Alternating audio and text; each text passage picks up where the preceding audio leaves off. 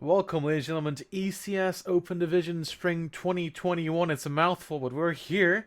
And next to me, I've got not only the caster today, but also the producer, Jerry. Hello, Yannick. It's wonderful to be here with you. I've got many things to manage today, but hopefully it will all go smooth. We've got Grissom as well, sitting behind the scenes and doing some observing today, which I'm excited to see. And I'm excited to be here with you, Yannick. I haven't cast with you in a very long time, and I think I maybe have only cast with you once, if that. I And don't think we did. yeah, it was a while ago. And since then, you've done so much in this league, and I'm really excited. Yeah, I'm the guy that does the Open Division, kind of the division that nobody really likes. It's not necessarily a mess of a division, more that it's really just it's an open division. So you got the teams that are just in here for fun. You got the teams that really want to try. And well, Yeah. look at the scoreboard. Definitely the difference between teams are definitely there. But today, 3 games for us today. It's first game is going to Set. be Lag against Aura. Yep, Lag and Aura. So far, these two sides, well, Lag have had the lesser end of the stick so far. Still yet to pick up a win. They managed to force it to overtime in one of their more recent games. But yeah, Aura, they have a win and a loss under their belt. So they're sitting slightly higher up the standings, just in the middle, sitting right on number 5. And that's good to survive in Open Division at the end of this season. That will keep your spot in the Open Division. But really everyone here is playing for those top 2 spots. That'll gain you a promotion opportunity and also a spot in the playoffs. So it's all about those top 2 spots really for Aura. And I think, yeah, it's only 2 games in. They certainly have a good chance of attaining that. Lag Gaming as well. It's not too early to write them off either. See some ECS veterans in that lineup as well. You've got Mads, you've got Ninja occasionally stepping in as a sub. So there's always a little bit of bias towards that team or against them depending on what mood I'm in. So I'm looking forward to seeing who turns up today. Unlike Jerry, I don't have much experience within this league yet. I mean, I'm only here for a couple months now. It's I've only been It's been a good casting for a few couple of months, months. though. I've only been casting for like 4 months. I started in January, so You've I've been doing this for honestly 2 months. come so far. It's unbelievable. Like watching some of Thank your you. recent casts, you're a different caster to when like you Oh, very start. yeah. So I'm really happy to see it happen. But Thank you. yeah, maybe I can bring a bit of knowledge about 1 or 2 players. I clutched against Mads once in a staff match, so I really hope to see him fail horribly and miserably. That's my hope. Jerry's just saying that he's better than him. Jerry wants to play right now, but he can't because he has to produce Yeah. for us as well.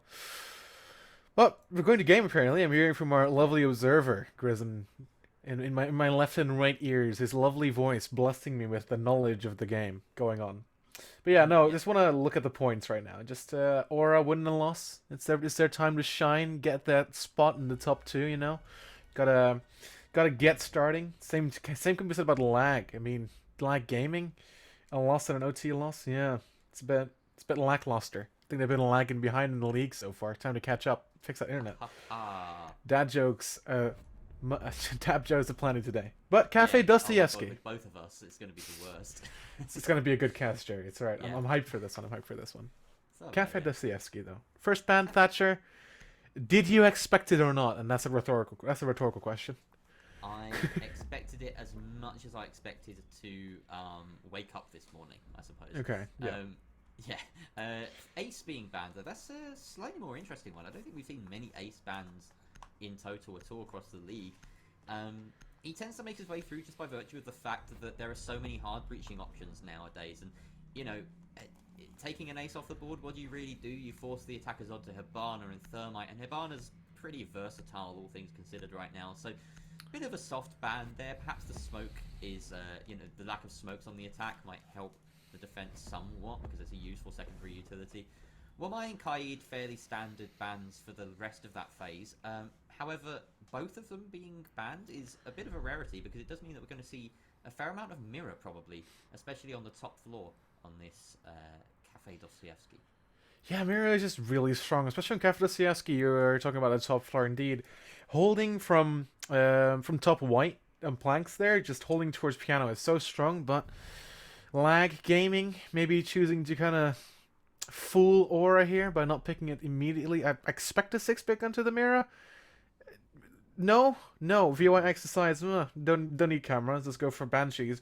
Good information still, but a bit less direct. I'd say it's more of an area denial. But if you just want to look at lag game. If you look at their recent performance, VYX is a player to look out for, though. He went 15 over 6, I think, in his last game, so he can wreak havoc, and Malusi's definitely a good operator to wreak havoc with.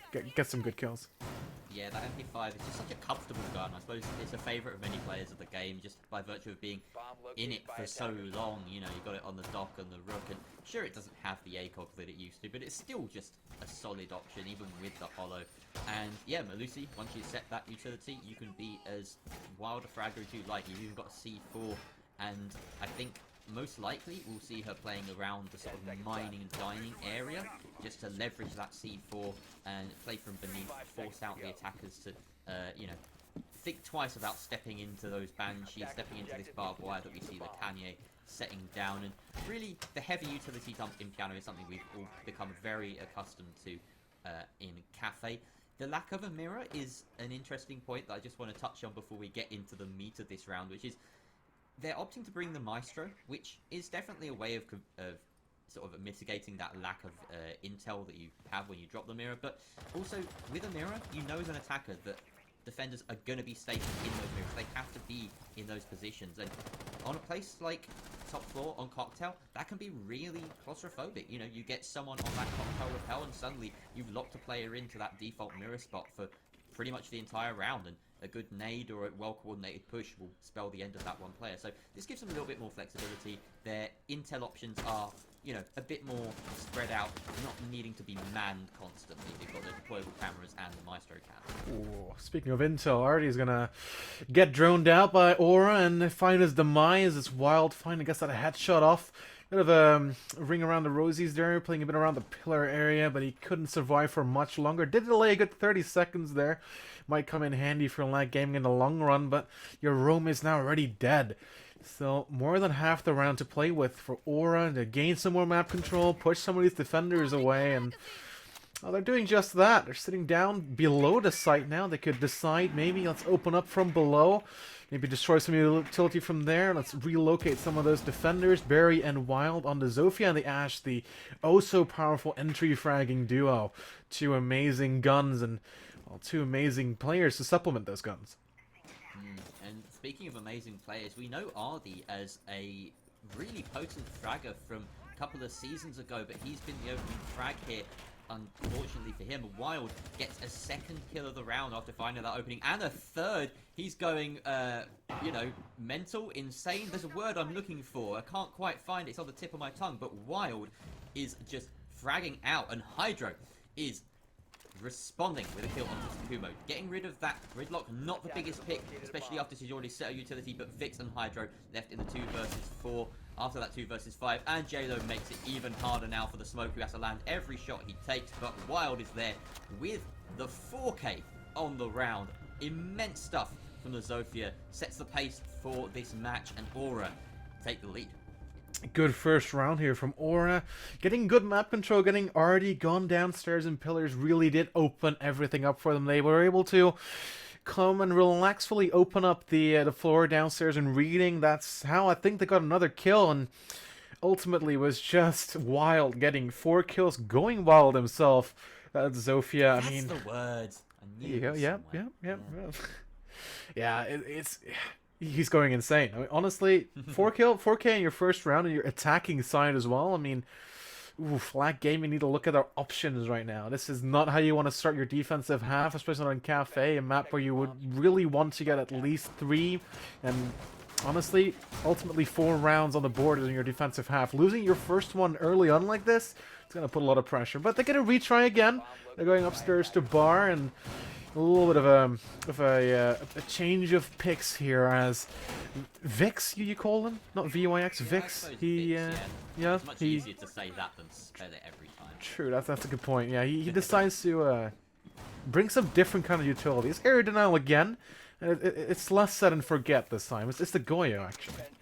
Yeah, that Goyo is a very different style of operator, and the way that they're setting up this time with a couple of shields inside of Freezer, inside bathroom around Pixel, just to make sure that Piano is pretty much you're not going to go there as an attacker. You really aren't. It's going to take you so much investment of utility to clear it properly. and it's a real challenge for Aura. I'll be impressed if they manage to surmount this, because it's a really horrible setup to have to deal with, especially with the ADSs and Aruna Gates protecting these various pieces of indestructible, or sorry, bulletproof utility. Of course, the explosives are what's needed. Otherwise, they do remain indestructible. So Zofia and Ashe, as valued as they ever have been for the past 2 years or so in this meta, and right now, it's not on them. The onus is on Coverage to open up a bit of a rotate into Piano and give them those entries. Berry is looking to try and get them off to a similar start from last time, but I would be surprised if Ardistop is more kind of conservative. It's not his style. He will play the aggressive, the aggressive style here. He will play for every frag he can get. You can see it right now as he does get the peek onto Berry, and that confidence in his ability is rewarded with the opening frag. Same site, same operator lineup on the side of Aura, but a different event of history here, as Ardistop now gets the first kill. And, well, that's your Ashe off the board, your main entry fragger. He is done and dusted for. Can go send on some cams, but that R4C is going to be missed. Already is not done yet. He sees more and he smells more. He's hungry for more as well. So he does get droned out. Aura have all the information they can possibly need to know where he is. And Vix, he gets a kill into J-Lo on the other side of the map. Ardistop, they're getting a little bit of gunfight with the gridlock, but he's going to get shut down by Wild. Wild picking up his 5th kill of their game already in round number 2, and with that, Aura have lost 2 men to the 1 of Lag. Lag Gaming looking a lot stronger here than the first round they were defending Bar. They certainly are, and that's some hard destruction utility, or soft destruction utility gone, and that means that pretty much all of it is gone, besides the breaching patches on Wild because of that early pick on the Ashe. So virtually no chance of clearing Piano, but it might not matter if they keep fragging like this, as Vix gets a little bit antsy downstairs trying to extend their advantage, but instead Aura have managed to close the gap. 35 seconds left, a 3 versus 3. Still a fair amount of execute utility. You've got those stingers, you've got the couple of smokes and stuns from Zofia as well, so this could be alright if they push in with enough speed, with enough tenacity. Wild is aware that there's one close by on White because of the detonation. Just has to take this peak perfectly. Kanye sitting there with the Alda, and that's a perfect weapon for this situation, but it's not enough. Maybe a shotgun would have been better. Really taking the fight onto the cocktail window, but the down at the top, and Hydro detonating the Goyo shield is enough to protect him. And now 2 seconds left. It has to be frags from Takumo, but he can't find them. Hydro and Saltroy find a frag apiece, and Lag Gaming close out their successful top 4 defense. 1-1 the scoreline now. Resurged to the 22nd minute right there. We saw a lot of action. Man, Wild with more kills, killing that Maestro in a gunfight. He shouldn't really have won. Honestly, the Maestro should have won that. Yeah, And, like, to be fair, in that situation, the Alda's still pretty nasty, because you don't need to rely on landing a headshot with that gun at close range. It has fat damage, and it's a fairly fast fire rate as well for such a bulky weapon. And I expected him to just pump enough bullets into the Zofia to enter, but the 3 armor going down to the, well, superior gun skill of Wild, it would seem. I mean, a headshot doesn't really matter what it doesn't matter how much armor you're wearing as long as a headshot. And Wild seems to be hitting these headshots left and right. The whole game he has been going insane. 7 kills in 2 rounds. What more are we gonna see here? Lag can't respond with much. Although at the end they did manage to shut him down, and since it is the Wild show on Aura, it's, well, it's not that hard anymore after that. Once Wild is shut down, Lag can start breathing again. They can feel a little bit more comfortable, and him dropping the diffuser on top of White really put Aura in a tough situation there in the last dying seconds of round number 2. Round number 2 is now history. We're on to round number 3. A different site this time. We're down on Kitchen. Let's see what Lag Gaming have to bring out here. The Aruni coming out as well. I think this is the 2nd time we're seeing her in this game. It might even be the 3rd. I think I saw it in the previous 2 rounds, but a big part of their setup was to try and deny Cigar Shot, but we didn't really see it come into the play of Aura. They weren't really concerned with pushing through Cigar, or they got taken down before they even had a chance. So, yeah, let's see if these Aruna Gates have a bit more of a say in how the round plays out this time round. We've got the Mutant Mozzie set up as well. That duo is so powerful in the current meta, where intel is super valuable for the attackers. This yellow ping meta, if you can get a drone into a good position, then you might not be long for this world as a defender. So Important here that Vix is not only leveraging his pests, but shooting out the drones that do come his way. And right now, Wild and Berry. We're going to see if Wild can replicate his success on the entries so far, whether Berry can step up to that plate as well. Wild is definitely setting a good example for him. Berry's going to be leading the charge here with Zofia in tow. Looks like the defense have just fallen back, and no one playing top of white is allowing Vix to actually rotate through Cocktail because there's no one... Oh, no, sorry, that's not Cocktail, that's the bottom floor. So, yeah, they've fled, and no one is even near the attack right now. We've got Ardy playing in reading, and he will find one, but Berry is there to finally pick up the slack. And despite Wild going down, maybe Berry will have a round of his own. Berry needs to step up here. Wild has had almost all the kills on the side of Aura, and he's down, so he can't do that anymore. And like I said earlier, he can now go on cams, help maybe spot out some flanks here coming out for Aura. But Lag Gaming have given out a lot of map control in the first half of the round here. It seems like Aura is kind of stalled after Wild has fallen. They haven't really taken much map control anymore. The Ashe, very, very slow on getting that control over dining, getting that control over mining. Ibana, not so much. They're still getting live droned in, which means that there is an attacker just sitting on a drone. But Vix here could go big if he comes out unspotted. He hears a lot of utility being detonated and used right next to him in the rooms adjacent to him. If he peeks this correctly and has trigger discipline, is going to get a kill. Zakumo falls, and with that, the gridlock as well. Vix can go huge here. Aura is looking the wrong way, and that's exactly what he does. 4-2, Berry and JLo in a 2v4 with 40 seconds remaining, and Vix, he's hungry for more. He's not going to stop at this. Throws the C4, but to no avail. JLo finally gets the refrag and stops his reign of terror on this round. With 30 seconds remaining, Aura really need to pick up the pace. Oh, but a fantastic turnaround there. JLo using those vertical holes to find a pick onto site, and now Salvatore and Lekanye are sitting as the last two, but Lekanye just watching the drop, and he eats up JLo before he can even enter the freezer. Berry has to watch, but he falls into the same trap. Lekanye just patiently waiting for the meat grinder in freezer to become a thing, and well, the Alder's going to do it better than anything. That was almost anticlimactic, right? I thought that it was going to be a really tense 2v2, and instead Lag Gaming just got the kills that Aura offered up to them. Alda goes burr. Is that what you meant with the Alda going burr in the first round here? Or the second round, excuse me, on white? And it's so cold.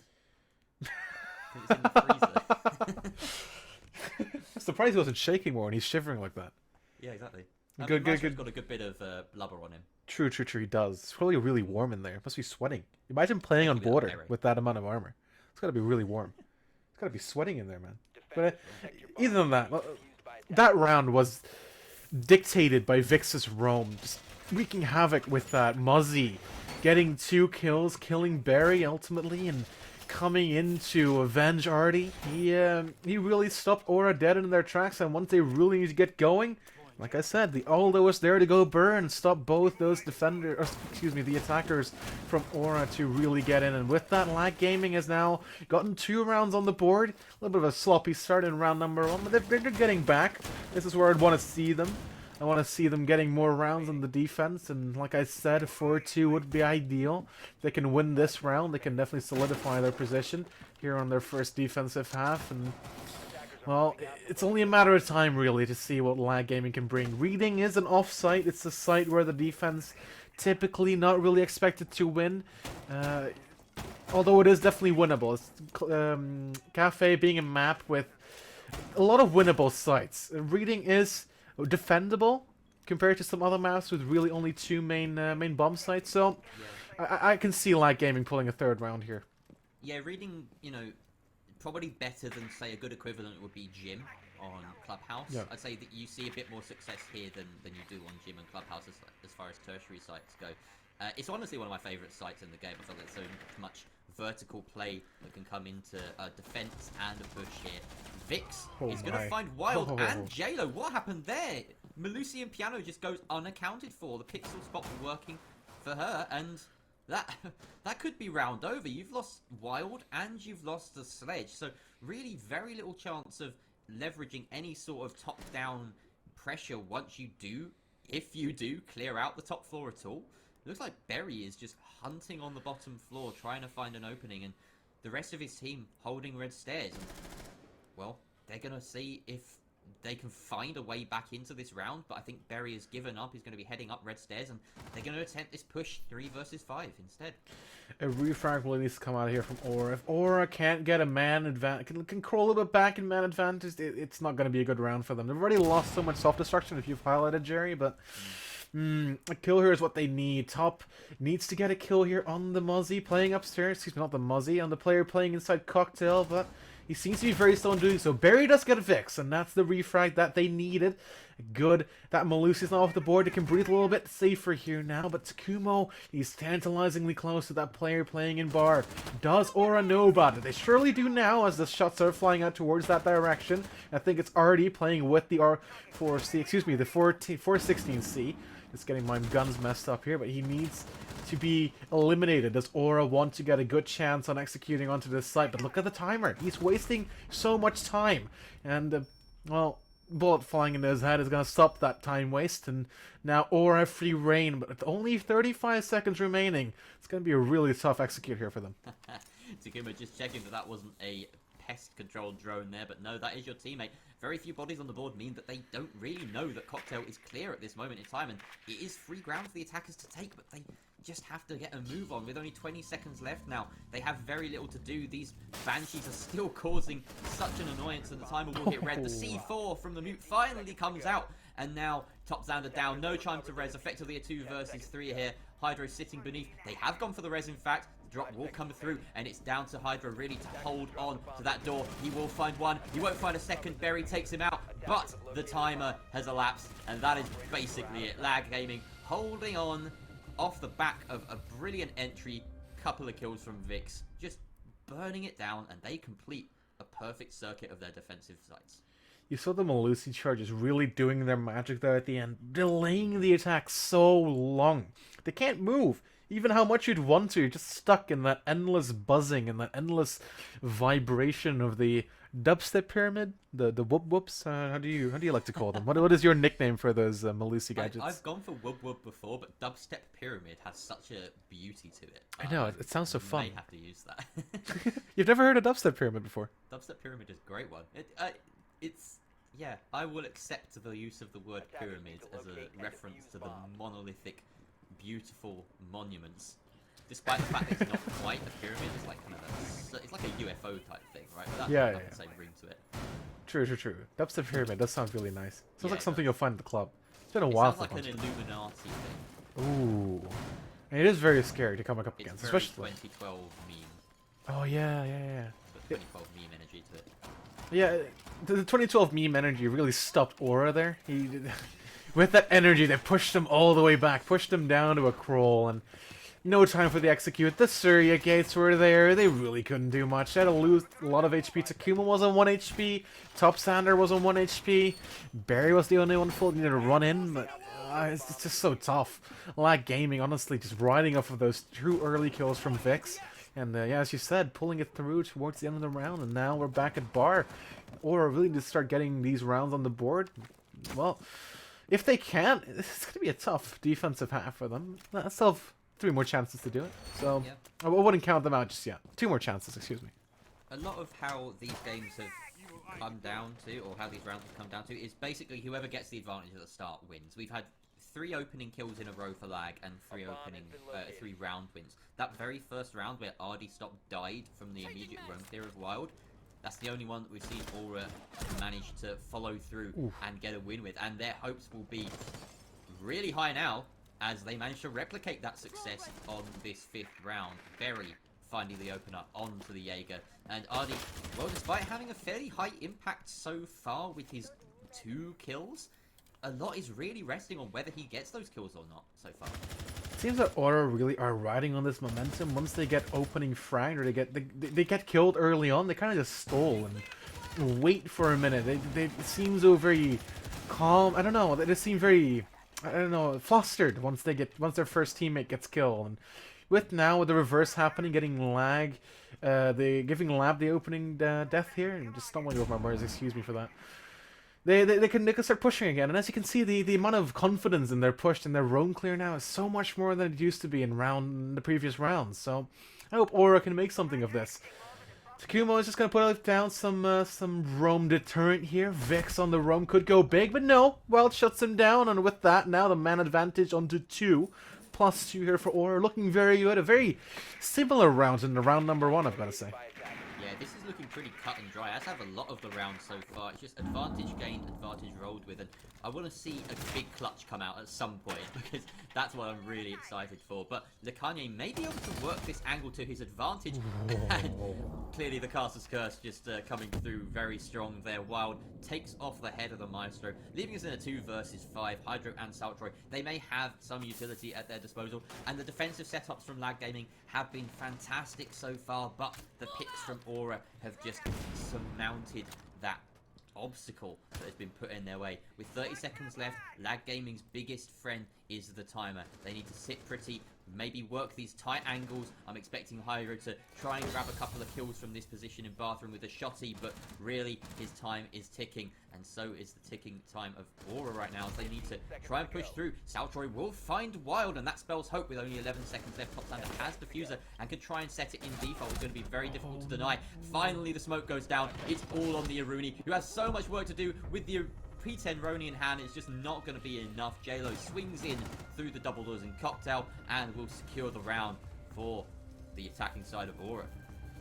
If you've heard me cast before, you're gonna probably heard me say that Siege at its core is still a first-person shooter, and I go on that little ramble about gunfights. But honestly, Wild here going big this round again, it's really what's solidifying Aura's rounds. If you can get his momentum going, get 3 kills, or 2 kills, I think he got this game, or this round, excuse me, they can really push Aura into that comfortable position of having a 2-man advantage, a 3-man advantage, and at that point, Lag Gaming are just... they're stuck. They can't do much. The only hope is just, as you said, wait for that timer to tick down, and hopefully Aura over peak and they can get a good pick off, but the timing on the smoke playing inside Bathroom was just unlucky at best. And with that, the round was done. Lag Gaming losing their second round. Aura now comfortable getting on that 4-2 split. They can go for the 3-3 if they really want to. They don't have to hold, or excuse me, attack Kitchen. They're certainly going to be looking for it. And what do you think they need to change to really be able to push open into a 3-3 split? I'm really not sure what you have to change in this situation, because I feel like the defining factor of this game, as you mentioned, is just the gunplay and the picks that are coming through. We've seen time and time again, and this is just the story of this match, that the team that gets the opening pick manages to snowball it. There's been very little kind of back and forth in any of the rounds. I mean, the last Kitchen attack was probably the closest that we've seen to a back and forth happening, but in the end it was, like I said, an anticlimactic end with the Lekanye just chewing up everyone that came through the freezer hatch. So maybe when it comes down to the final execute for Aura this time, if they have a little bit of time on their hands, they can properly assess the situation with the sort of simplified game state of fewer operators on the board. They might want to think about how they go for that push, because a freezer drop is not the wisest of choices. It's so tough. Dropping any hatch into the open arms of the defense is so tough. It's not something you want to do. You're basically at such a big disadvantage. There's such a low chance that you're winning that gunfight, and Barry is going to feel the bullets of Vix landing inside his head, and with that, the entry frag over Barry down again, and Vix yet again getting an opening kill. Lag Gaming, once they've got the opening kill, they usually snowball, and Artist up with another on Takumo. And after that, it's Aura in a 3v5 yet again. And if what I said is correct, they're going to be really slow on their next roam clear here, because they don't have the utility and the manpower to really efficiently roam clear anymore. Lack of read the script, but Wild has something else to say about it as he lands a pretty nasty shot onto Ardy through the sofa. 10 kills already to his name now, and that's impressive after only 5 rounds. Vix, though, finds a second from stealth. Shut down in response, though, by the Zofia, who is just on a tear, double of his own now. And this is back and forth once again. 2 versus 3 is certainly possible. Lekanye still sitting in freezer and expecting maybe a push down freezer hatch. Topsander has that option to open up the hatch with plenty of X-Kairos pellets that he has at his disposal. Does also have the option of potentially opening up the freezer, because you can remove that mute jammer that will be denying it just with the soft destruction from above. So a freezer push possibly on the cards here. Kanye once again stationed and ready for it. Meanwhile, Hydro and Saltroy a little further afield, and that means that Wild is trying to cut this and get that important pick before they go for the execute. Or need one more kill here to really be able to comfortably execute. Otherwise, it's just a death sentence. They've got 3 guns pointing against the 2 of you. It's not a situation you want to be in. Wild have lost quite some HP here. Needs to get the kill, and that's exactly what he does. Saltroy now falling to his demise, and Wild on a triple could go for the ace. Top Xander starting his breaching of the freezer side. And it's muted, so he's going to have a tough time really opening that. It's going to be really impossible, but not if Wild has anything to say about it. He shoots the mute jammer, and with that, gives Top Xander the option to breach.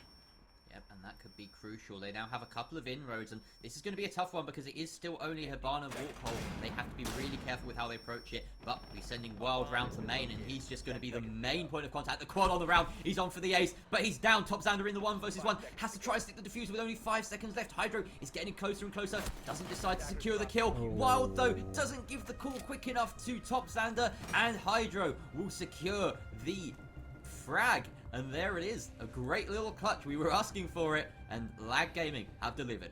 4-2 the scoreline at the split.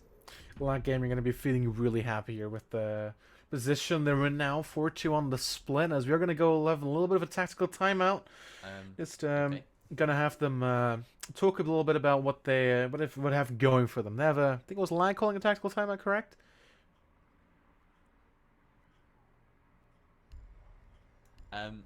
You're not really supposed to have tactical timeouts in this league. It's only for what do you call it, like technical timeouts, technical issues. Yes. Yeah, tech timeout, sure. Tac timeout, no. And they seem to be fine with that. So, yep, we're moving forward. And I mean, it is a little bit of time, and they have to check sort of what they're going to do on this split on the second half. Yeah, I mean, they're going to be on the attack now, and Aura are going to need to bring their best game forward. Do they want to push this back into an even standing or even overtime? I mean, 4-2 split, it's workable. It's what most people really look for when they're playing competitive. So, Aura definitely not out of the count just yet. Wild going 13/5. He can certainly deliver some more kills here. He has more kills than his whole team combined. He's MVP for this map right now, looking very clear to me. Wild is just, I want to say he's going well, but I've made that joke already, and can't really repeat it. Like, this is the problem, right? We had the same problem in Yukin when Wild did very well, and they were annoyingly one of the best newcomers, in fact the best newcomers to the scene in the most recent season. So it was just impossible to avoid that joke, and it got we hated ourselves as casters for always falling into the trap. It's just unavoidable. So yeah, just roll with it, accept it, and embrace it. I think accept the faith of the Wild name, and the Wild dad jokes as well. It's just your fit. Yeah. This is slightly different philosophy from what we saw for Tag Gaming on their defense. They're dropping the Aruni, but by comparison, bringing the castle, slightly more old style, to hold on to Cigar Lounge, or Cigar Shop rather, very strongly. They've got Top Xander in there as a smoke, as well as the castle himself, and this a very very heavy hold. Shotguns at the ready. It's a difficult one to justify. Although actually I've just said that they've dropped the Aruni, they haven't. So extra protection on that castle shield and or castle barricade, and you've got the Aruni herself playing in pixel to deny presence in jump. So this is going to be a real tough nut to crack for the attackers. A lot of investment, as you said. Yeah, indeed. The Jaeger of Barry is going to be holding the flank on White. He's basically the only stopgap measure here that Aura have to deny someone just simply walking up White. Lag Gaming need to use their drones efficiently here to know what's going on, and they certainly must have seen, alright guys, we're not going to push down Red, that's impossible. This is something we don't want to face head on. Can throw some utility in there, maybe scare them off a little bit, but realistically, you don't want to push this as an attacking team. It's so tough. It's, as you said, a tough nut to crack, and the rappel here on the cocktail windows could be huge. Could be providing that back pressure that Lag Gaming really need here for Aura to really start buckling under their pressure, but nothing of it just yet. Lag does get the first going to Barry, and that's the person that was playing on White, and with that, yeah, quite some map control that has opened up here for Lag. Yeah, this is a really strong position now for the attackers because they have locked down any sort of potential rotate back for those defenders in the cigar shop, and it's going to be very difficult if a full send into Cocktail happens, which right now Hardy looks like he's got on his agenda, but the frags start flying. That last defender in Cocktail is dead, and the attackers now have the advantage in both manpower and positioning, but the trades continue to come out, leaving just Takumo in a 1 versus 2, coming up white stairs. Vix is aware of the position, doesn't have an air jab out despite being the Nomad, and here we come downstairs to try and capitalize on those red pings, but Lacanye is taking his time. He's managed to find an opening to plant the diffuser. Takumo now in a 1 versus 2 with diffuser down. This could be very difficult for him. No utility at his disposal. Proxy alarms already sent out. Just has to rely on that trusty 1.5 scope and the UMP. Lacanye sitting in the plant spot, and Vix outside on repel. This is even tougher now for Takumo to retake. He's got to push all the way through here. His own utility denying him maneuverability. He has to go down white, and now Vix is just sitting in the perfect position to watch this doorway.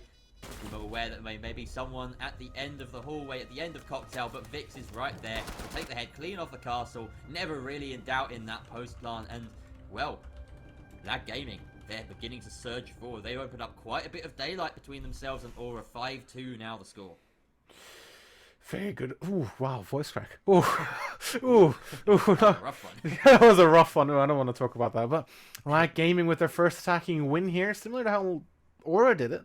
We might be able to see who can really come in victorious here on this matchup just right now with a very, I would say, a convincing win, even though it came down to a 1v2. The gunfights were won yet again.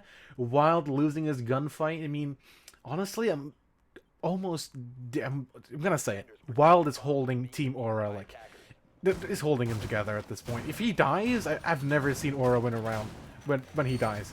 He basically needs to get frags, and other than that, oh, it's just really tough. And him on the dock playing in Cocktail just died so early on, left his teams in a clutch situation, and Takumo with quite the hill to climb in that 1v2. He couldn't do it. Realistically, you don't expect him to do it. It's a 1v2. It's a difficult situation to be in with everybody on repel, but yeah, the plant shouldn't have gotten there in the first place. That heavy red hold should have been shifted once the player on white died, and I never really saw that happen. They never really reacted towards that player dying there. It's just the duck of Wild that took the gunfight on the Ash and ultimately lost it, and with that, the snowball effect of Lag Gaming just kept going.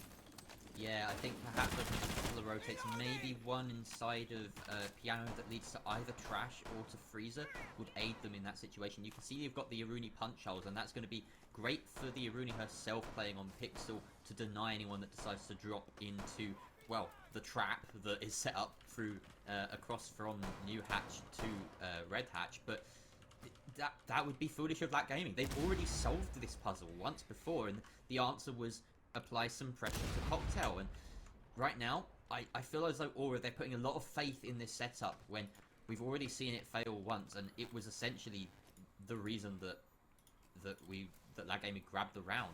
I just noticed there though, JLo opening up a slightly larger rotate into Trash, so a bit more maneuverability in that situation where Takumo is in the 1 versus 2. If he'd been able to make his way through to bar instead of just forcing through white stairs, then maybe he has a couple more options. Maybe he does grab the clutch in the end. And yeah, the speed of response is also very important. Wild, like you said, 13 and 6, a lot is resting on him. As the doc, he's well equipped to get some frags from the back of Cocktail, but they have to walk to him. Saltroy does find Takumo in the first instance. That castle now dead, and in fact this time around Lag Gaming are tackling the problem head on. They are trying to face down all of these cigar players, and they found one. Top Xander is well equipped to deny the rest of them with these toxic gas canisters. He's got the shield, he's got the ADS, and of course the mighty shotgun at close range, but will it be enough with the Mantis advantage? First Hellcats are being expended, and there goes Wild, the top franger of the team, and as I said, the person that was holding the team together has now fallen to his demise, and with that, Lag Gaming are looking very, very strong. Top Standard really needs to step up here with his position. The no matchup coming out gets shut down, and they know that he's playing very close. Vix with the rotate here could go big, could come in behind the smoke, and thus getting the kill. The Uruni does know they're there, and that should be the call to Top Standard that his back is going to be exposed very, very soon here. Vix, he has control over Piano, and the Uruni still tries to peek it. I mean, what else are you going to do? He needs to get a top. They need to answer back. Top Zan are doing exactly that. Getting going to Lekanye. That's opening things up for Aura right now. In a 4v3 with quite a lot of health disadvantage here on the side of Lag Gaming. It's not impossible for Aura, but Aura to stop. He wants to hear nothing of what I'm saying, and he's gonna kill Gylo, and with that, the Uruni is now gone. The Smoke's still playing here. He has cover from that castle barricade, but not cover from Salt Roy's L85. And Barry in a 1v4 needs to go big or go home. That's exactly what he's doing! Oh my He God! gets 4 kills! And he went big and did not go home, keeping Aura in this matchup. What just happened there, Jerry? I am beyond confused. I don't know. Oh my God! That did he? I think he must have downed someone, and we didn't quite catch it because that was a 1 versus 4 with only a few seconds left. I can only assume that the diffuser was taken into white, because otherwise that's basically a win. Maybe it was being ferried through trash, and the player that got killed from the long angle that we saw from the back of Cocktail all the way through Freezer to trash was the diffuser carrier. But I'm lost for words. That was a Lag Gaming round through and through. There were some beautiful moments in there that I wanted to highlight. Saltroy managing to pick off the castle towards the end through the drone hole, I believe, by Small Bar into Cigar Shop. That's very nice play, because you could see that, well, Vix, he was struggling with trying to unseat that player, but, so it wasn't the castle, it was a smoke, but he was being protected by the castle barricade. And then, after that, I was like, well, it's a 1 versus 4. There's not too much time left, but the player is at the back of Cocktail. What can he do about a default plant? And you send 2 people up white, like, you expect the win. But, wow, Berry. I mean, hats off to you, my man. That is a nutty clutch. That was insane indeed. If you look at Aura, the way they've won rounds is all due to individual performances. Twice due to Wild, once now by Barry, but the rest of the team, they're not playing cohesively. I don't know how to describe this. They're just not playing the game that Lag Gaming are playing. Lag Gaming is playing this on, I want to say, a little of a higher level than Aura is, and the scoreline might not necessarily reflect that, but Aura, they're winning these rounds by the skin of their teeth, and Wild is definitely contributing to that. Together with Barry now in the last round, and well, now it's Kitchen. It's a totally different side to defend, and it's a different way to defend it as well. If Lag Gaming can win their ones yet again, dissect Aura 1 by 1, this could spell the end for Aura and their defensive half here. Yep, certainly so. And apologies if there's been any sort of audio problems so far. Apparently I've been very quiet, which is a bit puzzling, but here we go. Hydro is going to silence Top Xander, and, you know, he's a lot quieter now. Mute dead. This is a very quick push. They've already gained control of prep. Look at this. Hydra's just walking in. He could get anything from this position, and he will take exactly what they give him. Like, this is an emptied out site now as he finds one. He finds a second in the name of Wild. Hydra's just doing all the work here. JLo will at least put a stop to RD Stop, and Saltroy will find JLo in response. Berry now left in the 1 versus 4. Yet again does down the sledge at range, but Vix won't have any more of it. What a fast round. The attackers of Lag just storming in. Hydro making mincemeat of the Kitchen players, and this time they don't mess it up. Is that a one-tap there at the end? Oh my, what a shot. Wow, okay. Lag are they're done with this game, I think. They droned in, they saw, guys, Kitchen is clear. We can just, they kill the guy in prep, the mute's dead? Really? He's dead already? Okay, well, let's just push in then. And while doing that, Hydro on the Zofia just went massive. It went nuclear, getting 3 kills. Like you said, making mincemeat of Aura. And now they're on match point. They've got 1 point in the bag, and why stop there? They're going back down to Kitchen and cooking again. Something needs to change here. They need to put more pressure onto Lag, or get some nutty angles. I don't know what they can improve, Jerry. The round went by so quickly. It's just, I think Aura were caught with their pants down. To be honest, I don't think there's a different way to really summarize that round.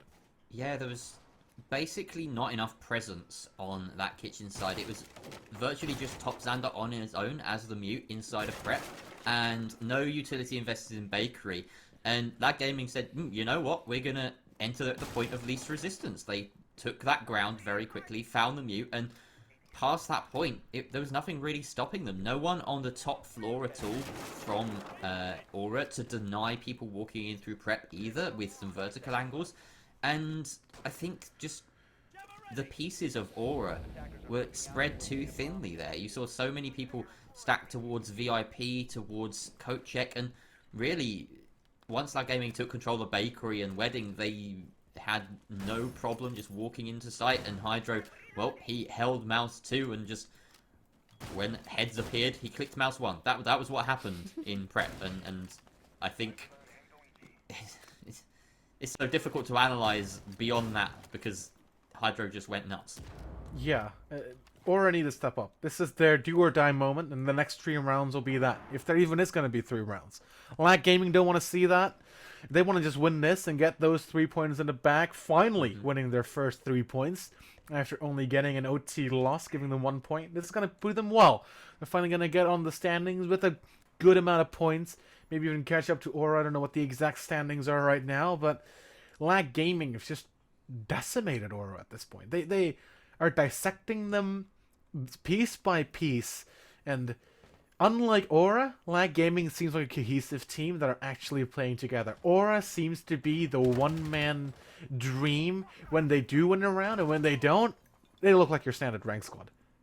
That's certainly true, and I mean, Wild especially, I feel like too much is resting on his shoulders. Berry has certainly stepped it up in the sort of time between, but you mentioned earlier the impact that Wild has had, and some of it being, you know, fairly impactful. There was one round where Wild grabbed the quad and still the round didn't go their way. So it just goes to show, it proves the point that you cannot rely upon one person, and a team victory is always going to make the difference. And that's why we're in this situation right now. Lag Gaming have read the maps well, read the setups well from Aura. They brought their own very good defensive setups, and whenever they've gained an advantage, they have rolled with it. And then we've also seen, well, Aura, sure, they're capable of clutches, but that's not going to be enough. With 1 minute left on this round, we still see a full 10 players in the lobby. Berry and Wild sitting in this middle floor, but detached from each other. They can't refrag each other from these positions. They're going for these ones right now. And Wild will find 2 for himself, just walking into the waiting arms of the Vigil. Those 2 players coming down white. And now,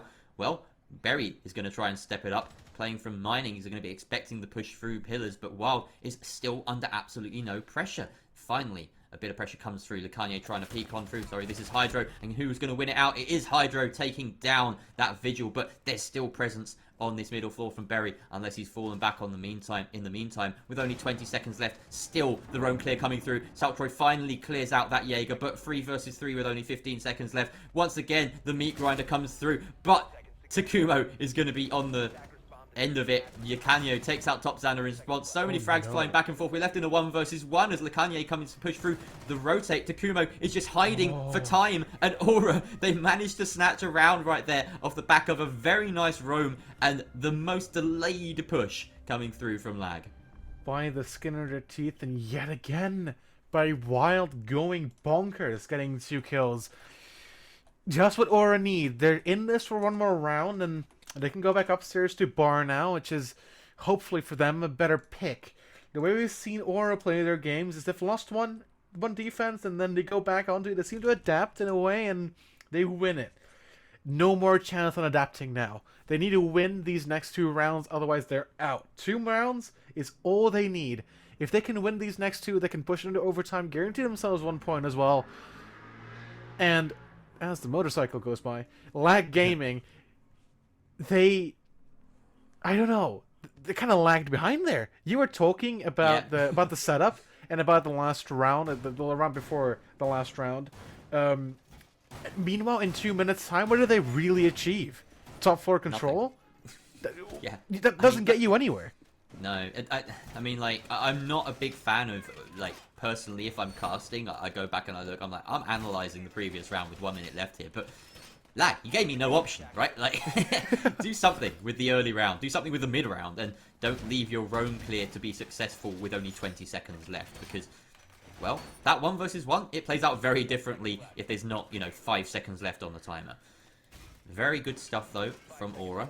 Playing passive, playing for that time, and despite the fact that that roam was somewhat disconnected, they grabbed the kills that they needed. Wild with the Vigil, grabbing the double from Reading, and Berry, I mean, sure, you die in that situation in mining, but 20 seconds left, you're absolutely within your right to be sat there and hunting for a couple of extra kills. So, yeah, Aura just did what they should have done, and Lag will know that that is, subpar for them. They understand the mechanics of the game. They understand the ebb and flow of this game very well from what we've seen so far, and they'll expect that, well, hopefully, going to Bar, they've got 2 attempts up here. Can they see that out in regulation? Or will they have to go to overtime? For Lag Gaming, they don't want nothing over overtime. They, at this point, in my opinion, definitely deserve these 3 points that they're on the verge of getting, but they need to solidify. They need to claim it and own it, otherwise, or it's going to come back, and if Lag Gaming performs like they did last round, which, I mean, they're taking a long time for clearing and droning now. We're already 1 minute in, and yet again, nothing really tangible has been achieved by Lag Gaming, and ooh, please, this is their match to throw, honestly. Or have not been playing well. They've been banking on Wild and Berry. Other than that, these are, sorry to say for Aura, freebies. Other than that, these other players, they're not playing well. If you can shut down Wild and shut down Berry, you're guaranteed a win almost. That's how all of these rounds have gone. So, Lag Gaming knows what they need to do, and it's all cut out for them. They just need to execute on it. Strong words, but fair. And, I mean, right now, I think Lag Gaming, they've shown that they have a lot of prowess, but we're beginning to see one weakness in their sort of toolkit, and that is the drone play. Right now, they are really struggling to collect the intel that they need fast enough to get the ground that they should be getting early on. And 1 minute left, they have managed to claim Piano for themselves. They've forced back that Pixel player. They've got the air jab out now. They have cigar control. They can begin thinking about an execute. However, with so many players up on the defense, they want to ideally be getting a pick here or there, especially with these Echo drones in play. They don't want to be leaving it to the last minute, and they want to be finding frags really more than relying on the objective play here. We've got a push coming through from Hydro. Meanwhile, it looks as though, I believe, Ardy stopped trying to push up White to get the pinch up going through here. And here we go, the swing is about to come through. Berry sitting very close, does land that crucial kill. The opening pick of the match coming through with only 23 seconds left, and it goes the way of the defense. That is heartbreaking for Lag. They have so little chance now in this round. Lekanye holding Diffuser inside Piano. Finally, they open up a wall inside a trash, and it's just going to be a send through Bar and go for frags. But the intel is there. The stuns are there. JLo wins against the stunned Sledge. Lekanye is setting Diffuser down. Topsander takes out Lekanye. That's Diffuser removed, and now there's absolutely no hope for the remaining attacker. He's stunned. He's got the pistol out. I don't even know who it is, but Aura, they grab another round for themselves and push us on to 6-5. Or they're inching closer towards that overtime, and only a couple more inches to go, and we're there. And with that, Lag Gaming are throwing away points. I'm just going to reiterate this. I think the name Lag in Lag Gaming is trying to really mean something now. Yeah. They've been going so slow. I don't know what's happening. Is it something in their mind going, all right, guys, we're almost there. Let's play more passive. Let's play safe. You're the attacking team. You're not the defending team. You need to make the plays. You need to start pushing. Otherwise, that timer, which is currently Aura's best friends for the last 2 rounds, it's just going to keep ticking down. It's not going to stop for you. It's not stopping for anybody. Well, only the diffuser. But time waits for no man, as they say. And that pick onto Lekanye, whoever got it, I mean, it could have been any number of defenders because there were so many left up at that point. But taking out the diffuse planter with 2 seconds left is basically a death sentence. Taking out your entry or the opposing team's entry with 24 seconds left as a defender is also pretty much a death sentence. There was so, as chaotic as the end of that round was, it was pretty much written in the sand at that point. And Lag Gaming, like you said, they need to shore things up when it comes to speed. They've got to be droning out these key positions a lot quicker and finding the opening pick a lot quicker as well. So Here's hoping, for Lag Gaming's sake, that they manage to shore it up, that they find a different kind of opening. Perhaps something like a cocktail push, perhaps sending people up white will do it. But, right here, this is their best chance at it. We are on the tertiary site for Aura. It is reading room and mining. We've got this top floor setup from Aura, as is sort of the norm, with the mutes and the mozzies in place to deny drones, to really give Lag a hard time. But you can see the whole of Lag right now. They are set up for a reading rush from that east balcony, and it's only a matter of time. It doesn't look like too many vertical holes have been opened up. Perhaps we can get a view of Berry here in Cocktail to see if he's ready and waiting for this push. Grissom, if you could just flick on over to Berry, our Jaeger on the defensive side. Maybe he's going to be waiting and just expecting this. There you go. That's the angle that we're talking about. They're going to have to send people in to heaven as well as hell at the same time to contest this Jaeger, but they don't supply that dual pressure, and instead Berry finds the opening frag from this position. Now right here, he is the linchpin. The flashes come in. They recognize this Lag Gaming. They know that they have to clear him out, but there's just not any guns in position to take advantage of that flash. Wild will find Hydro in the meantime. Two very powerful gunners on the side of Lag, both your Zoff and your Ash down. Wild has such a power position as well at the top of New Hatch. The frag comes out, doesn't hit Berry, and this is looking really dire as they've invested so much in this push and gained so little. Lag Gaming maybe forcing themselves through to overtime. Lag Gaming, it's heartbreaking to watch this. They're falling apart at the seams. They look so strong in their first few rounds, and what happened to that Lag Gaming? Has it just been thrown in the bin? I'm just so confused as to see, as to analyzing what happens here. Excuse me, what's happening here? It's so weird. Oh man. But yeah, that rush was not necessarily a rush. It was just more like a speed walking competition. It was a minute was down before they made their first entry onto site, and Berry was ready. They didn't drone. They knew of his existence. No, they didn't, because the Ash just ran in. What are you doing? The thing is, it's a bit of a pocket strategy, right? And it relies on Aura in this case, in the defense, missing out some key positions, not playing Red Hatch underneath New Hatch, for instance. And with the dual presence of Wild and Berry, there's absolutely no chance that you manage to unseat Berry where he was sat, because Wild has it covered. And now, 30 seconds left. This is a tale as old as time, as a famous teapot might say. Vix is clearing his way through mining, and really their only chance here is that Aura aren't looking in their direction, and it looks as though they are. How are they getting a plant down right now? No. Aura, wake up! Come on! They're planting inside of mining! Finally! Takumo takes out the Kanye, and with 10 seconds left, this is looking pretty dire. Vix does land a neat headshot, but Wild responds with one of his own. Saltroy now in 1 versus 4, with 5 seconds left. He's taking flak from all directions, and Top Xander's the one to deal that final blow. Aura, they've clawed their way back off the back of a really impressive opening half from Lag Gaming. Aura, they've turned it round, and we're in OT. 3 rounds in a row here for Aura, and 3 rounds in a row where I've been flabbergasted at the way that Lag Gaming has really been attacking these rounds.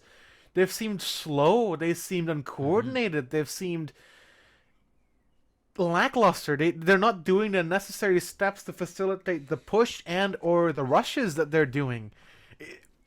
What is happening? Did they win it in their head already? It feels like Lag Gaming have basically defined this match, right? In the first half, they were winning. They were winning rounds off the back of very nice defensive plays, always getting those opening picks and having very solid setups. Second half, it's about Lag losing, right? I feel like Aura have had very little say in this match. They've just been there, they've been doing their thing, and you know, they've won the rounds they should have, and they haven't won the rounds that they haven't. Or with that one Berry clutch withstanding, because... or notwithstanding, because that was crazy.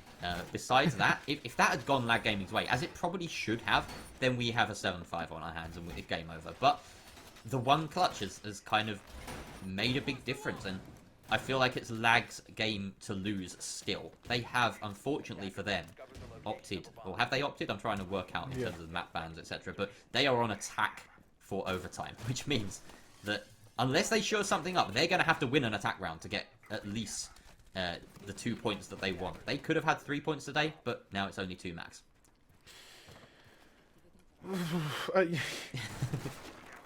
Aura Gotta has a feel lot for of Dak. momentum here. Aura has a lot of momentum riding on their shoulders. They've won 3 rounds in a row. On the defensive side, I've got another one to boot here. The game has been reset. We're back in overtime. It's virtually 0-0. It's going to be a best of 3 rounds here. But the difference is that Aura are feeling strong. They know what they can do, even if they're riding off the shoulders of Wild and Barry a little bit. But they know that they can win their defensive rounds. Bar has been won twice by Aura, so very go-to first pick here. It's a no-brainer for Aura. Very strong setup. It's a different setup than we've seen from them earlier on. Or was it Lag Gaming with that castle hold? Am I mixing these two up? I think I might. I think it was. Yes, it was Lag Gaming with Aura the with the castle hold.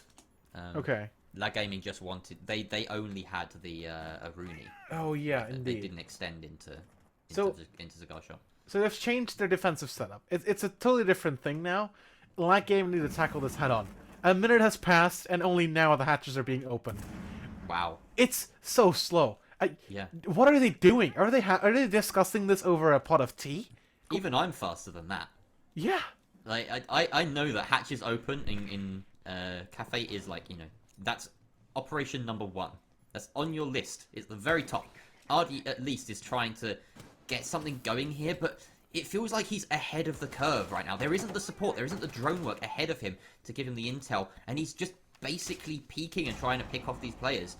Right now, whether he knows it or not, he has Berry trapped in that corner, and, well, that's the best thing they got going for them right now. The stuns come out, burning out the ADSs, and now Berry has managed to flee back into bathroom. That is huge from the Jaeger. Interestingly enough, he did manage to get a pick from this position very late on in their most recent bar defense. Top Xander is playing elsewhere as the smoke instead.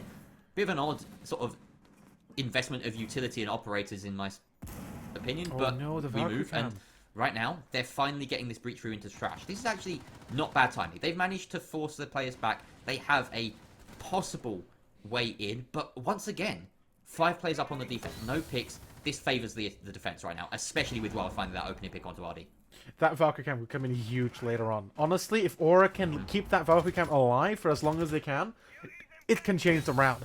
Wild getting the opening kill here is, as you said, huge. Saltroy finds himself a bullet of Wild in his head as well. Aura, they're leading this round by such a large margin. 20 seconds remaining, and Lag, they're in such a tough spot. Hydro or Vix, they need to step up. Hydro goes down, and with that, it's a 2v5. So tough. The Echo Drones, the Valkyrie Cams, Aura knows everything they need. Vix and Lacanye, they're able to get 2 back, but that Echo Drone is going to be big. The Valkyrie pushes up, gets 1, and kills the Diffuser Planter as well.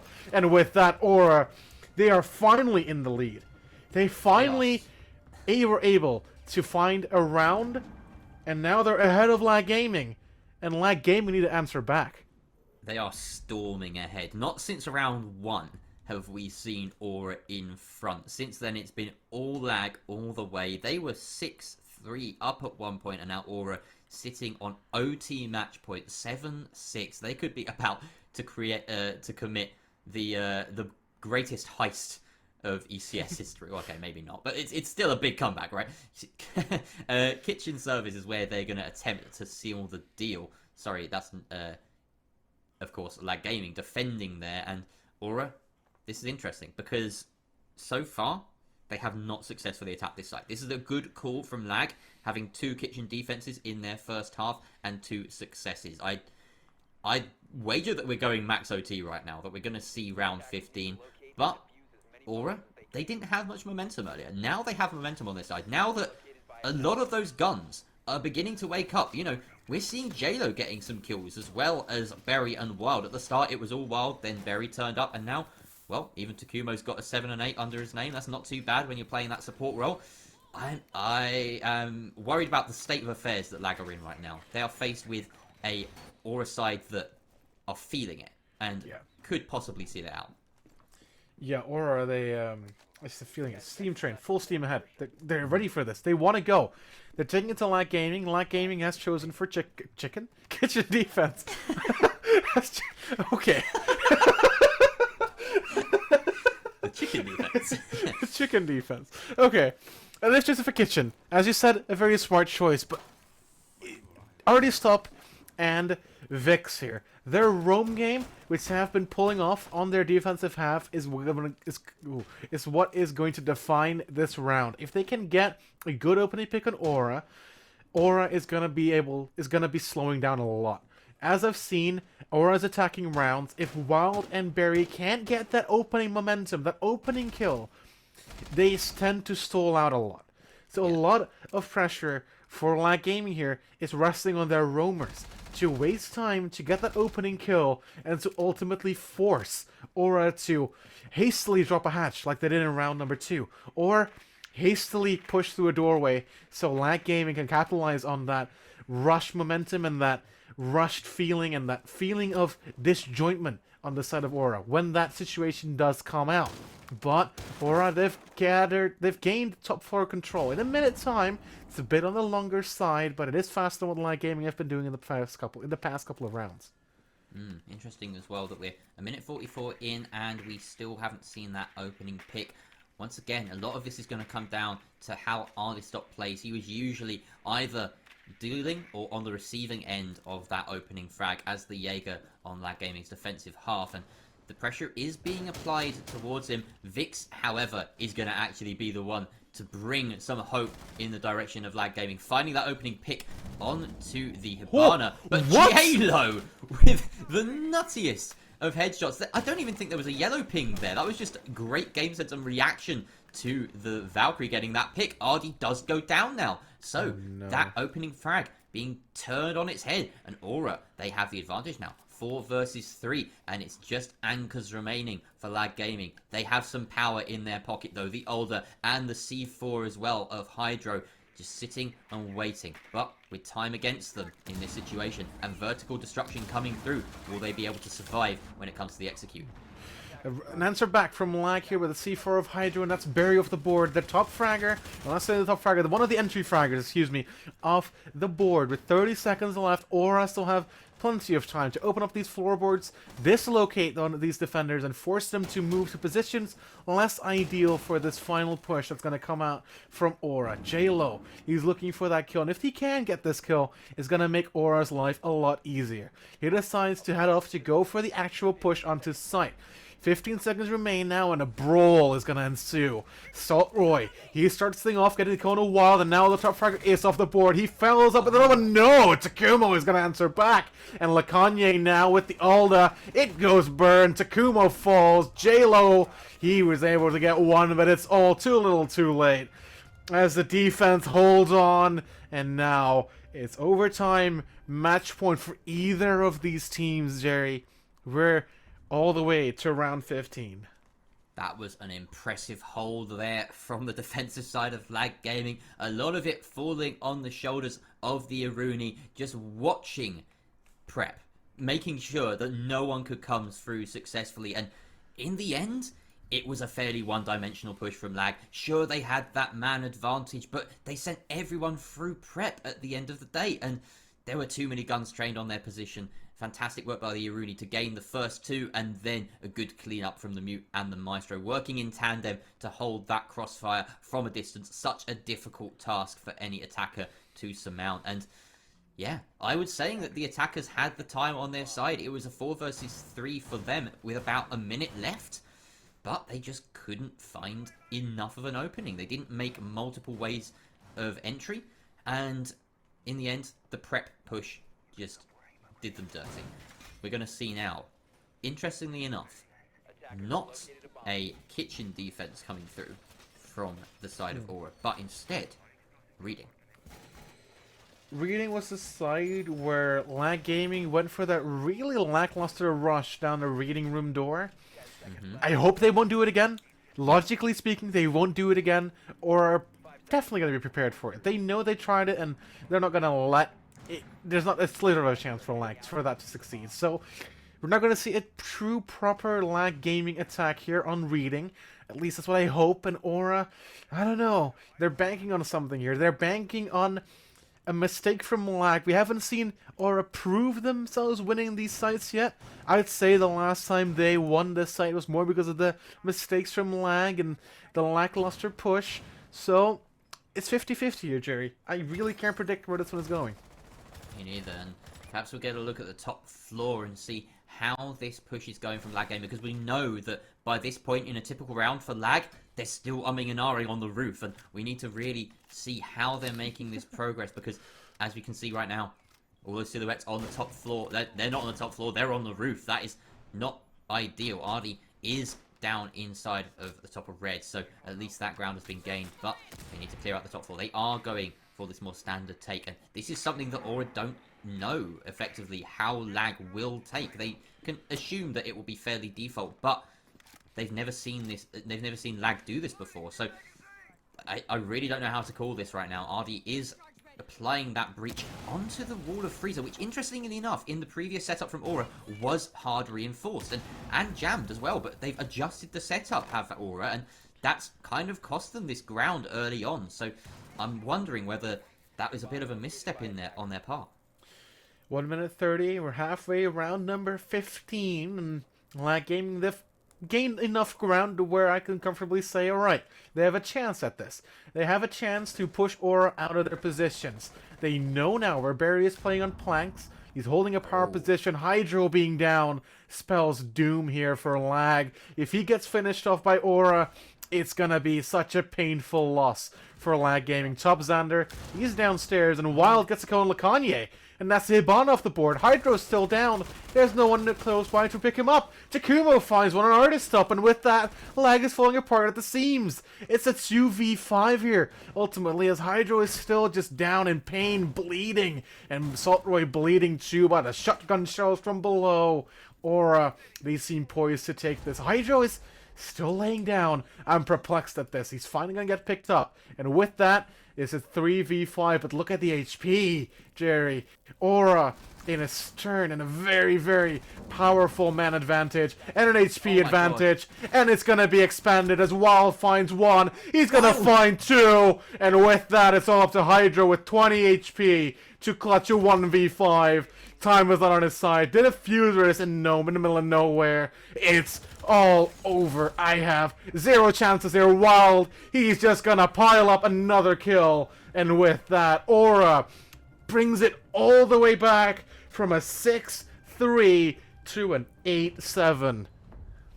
Wonderful stuff there from Aura, especially from Wild. We were saying he was carrying his team in the first half and with very little impact despite the number of kills he got under his name, but well, they started to have an impact for certain towards the end. That last one, impressive as well. A quad kill on the final round gives him 23 in this match. That is matching the record set by Demantas in the grand final at the end of last season against Lionscreed on Villa. And wow, I mean, if they manage to make it through to if they manage to make it through to the playoffs, then you've got to be worried if you're facing down Aura, because Wild is clearly a gunner out on a mission. How did a mission indeed? A mission to just decapitate everyone that he seemingly encounters. We saw him pop off in round number 1, and since then he never really stopped. He got some support from Barry, and with that, they very good supplement to the kills he's been getting, and a very good supplement to the team of Aura. And with that, they pulled themselves out of the depths of a 6-3 deficit, Jerry. You know how hard that is? You're at match point for 3 rounds, and you push through that, winning the next 3 rounds. And honestly, Lag Gaming, what happened? What happened after round 9, where they just switched off? They just went really slow. They took their time, and a lot of time, too much time, to be honest. Yeah. It just, I can't fathom it. I don't know what happened. Something happened in the mental game for them. They just started to really fall apart, and it's just a shame because up until that point they were looking like the team dominating, and it was, you know, we said it in, I think after the 6-3, we were like, Lag Gaming were in full control, and then Aura just turn it round. That was just such a beautiful game from them. But we can't linger too long because that was a long one, 8-7, and we still have another 2 matches to go, Yannick. So Carnivora versus Kajel's Disciples right now coming up next. Kajel's Disciples currently sitting top of the open division, so they will want to be staying there if they have anything to say about it. We'll be back after this very short break with that game, so don't go away.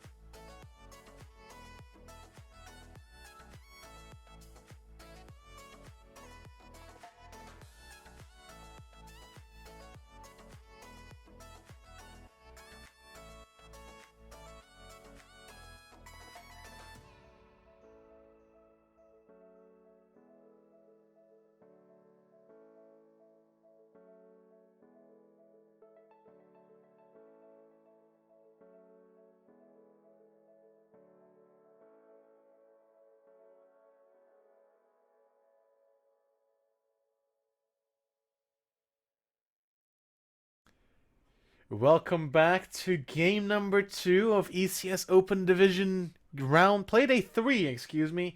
We've got a barn burner of a match here. The top ranking team against one team that really wants to come back up on top because they won their first win very strongly, but the second loss against Happy Team is a bit iffy.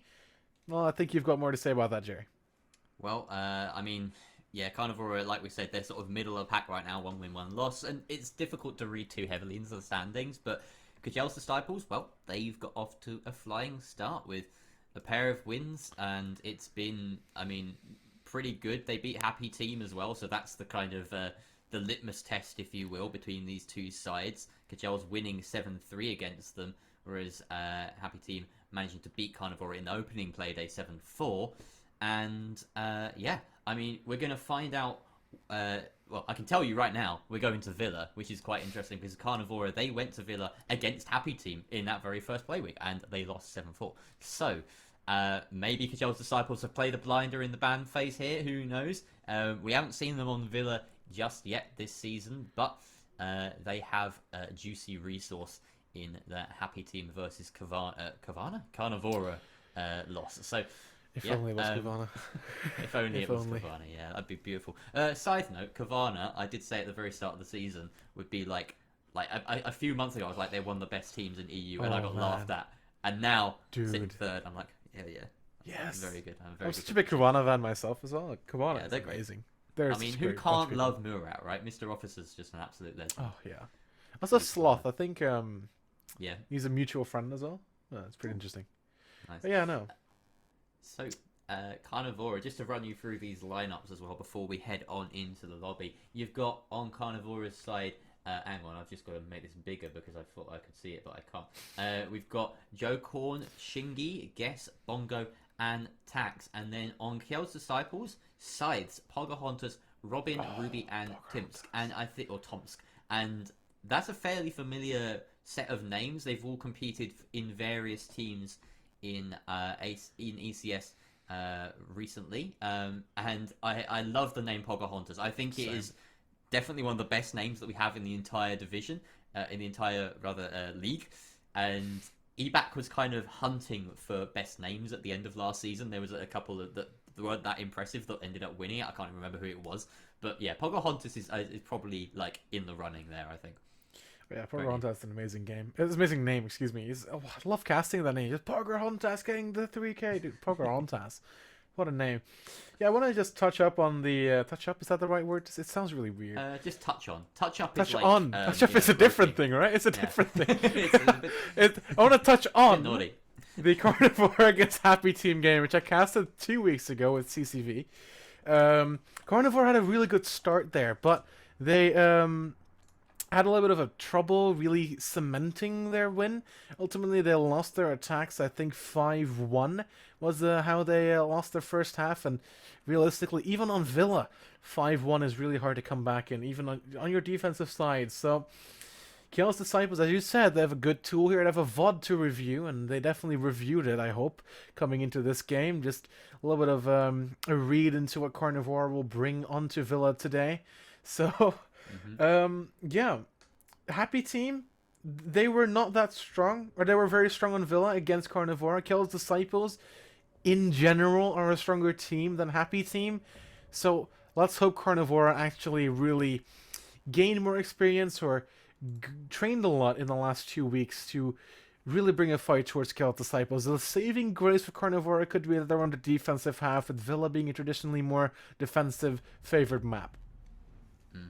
And right now, we're going to see the start of the ban phase come through. Kjel's Disciples now have essentially the free attacking ban, as Carnivore decide they don't want Thatcher to be a part of this game. I always find it interesting when the defending team bans Thatcher first, because you can really, take a hold of the ban phase by forcing your opponent into the Thatcher ban, but we rarely see it. Hibana's going to come through instead as the attacking ban there for Kjel's Disciples, and now the defensive ban. I suppose Hibana's interesting, worth mentioning, that leaves operators like Nomad on the board who do a very specific thing very well, whereas Hibana, there's a bit of redundancy in the sort of character lineup, whereby you could bring an ace and he'll basically do the same thing as Hibana on this map.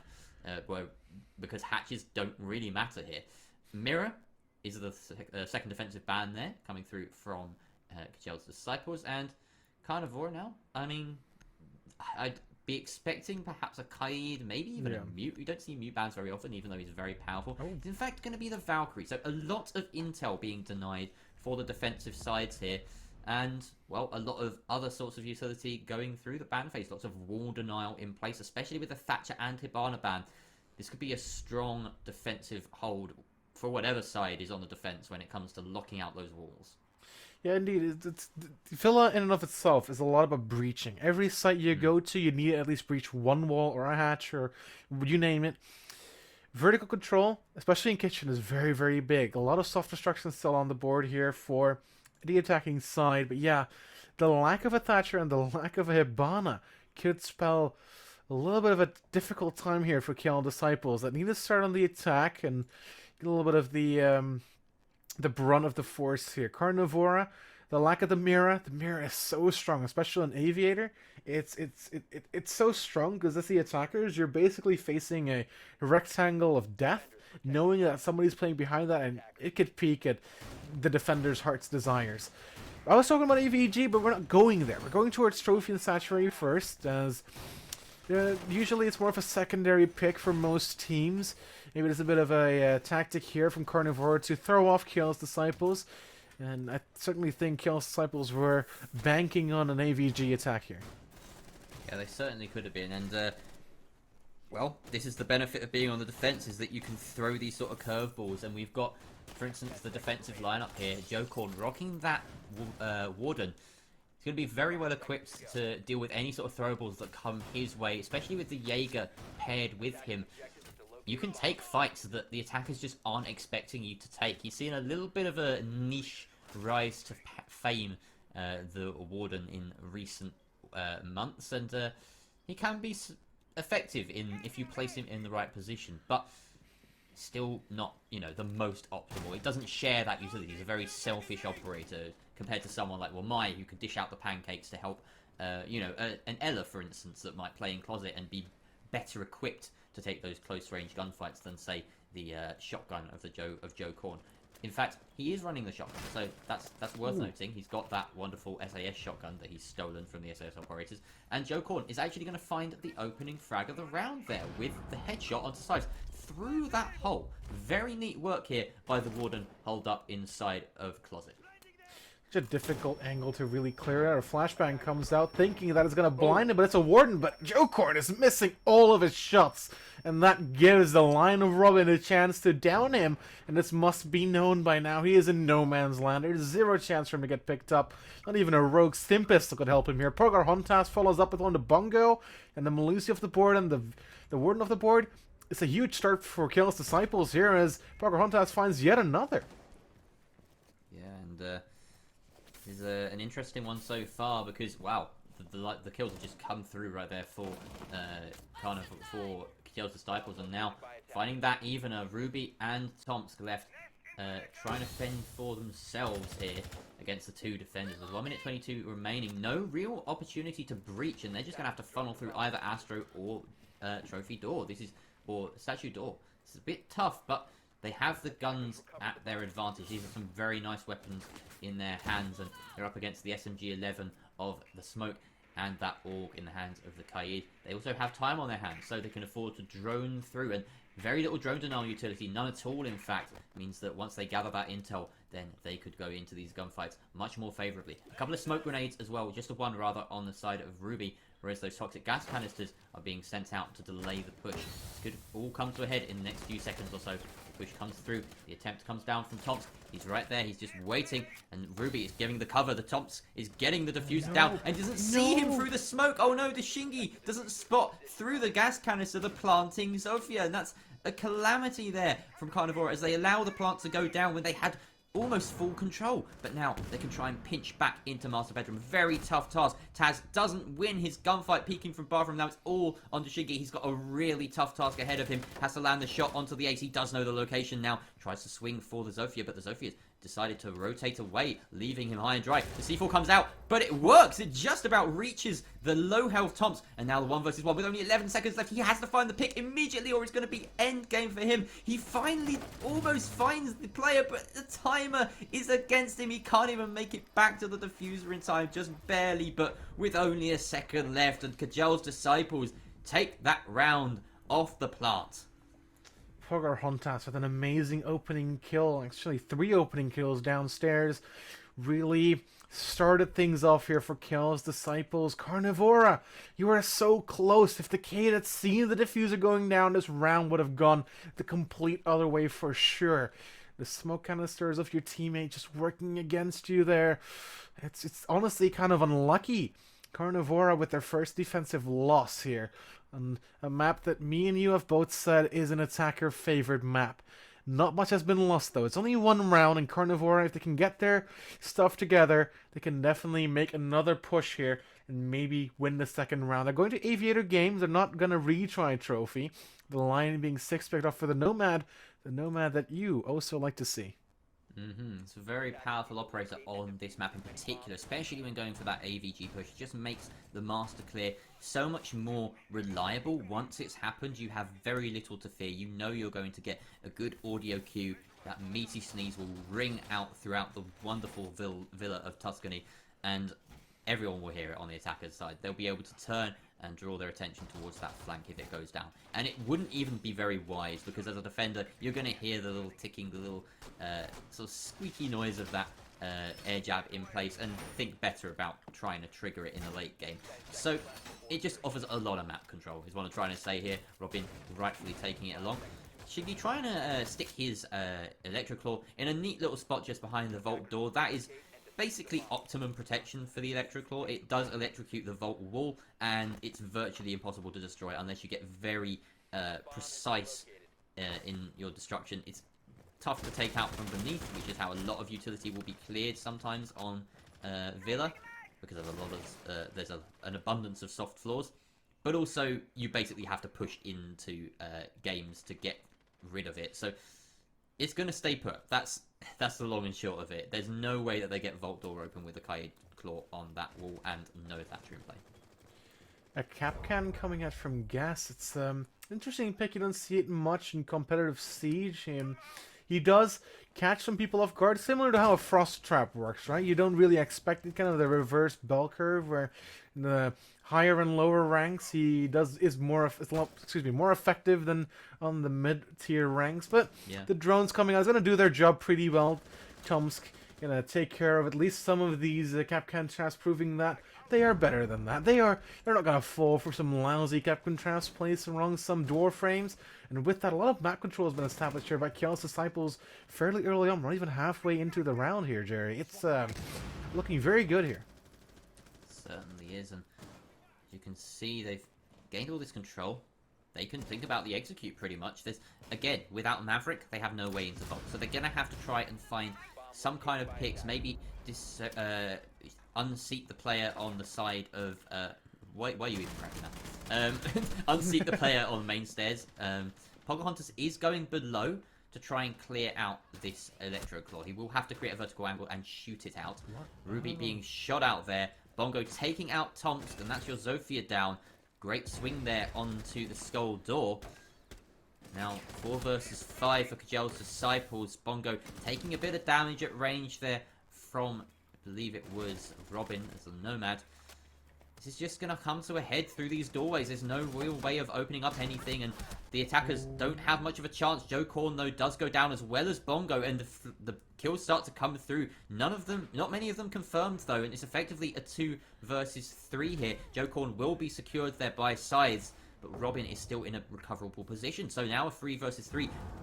Very few drones available, and they do manage to push in. Scythe does clear that player at the top of main, and now with 30 seconds left, they actually have a couple of options. Which site are they going to go for? Will it be Aviator or will it be Games? So Shingi sitting behind this bar. He hears the sledgehammer, knows that the sledge is on the other side, now has to play this perfectly. Can't quite land the shot, so close there. Tax in the meantime is fighting on the other side of things.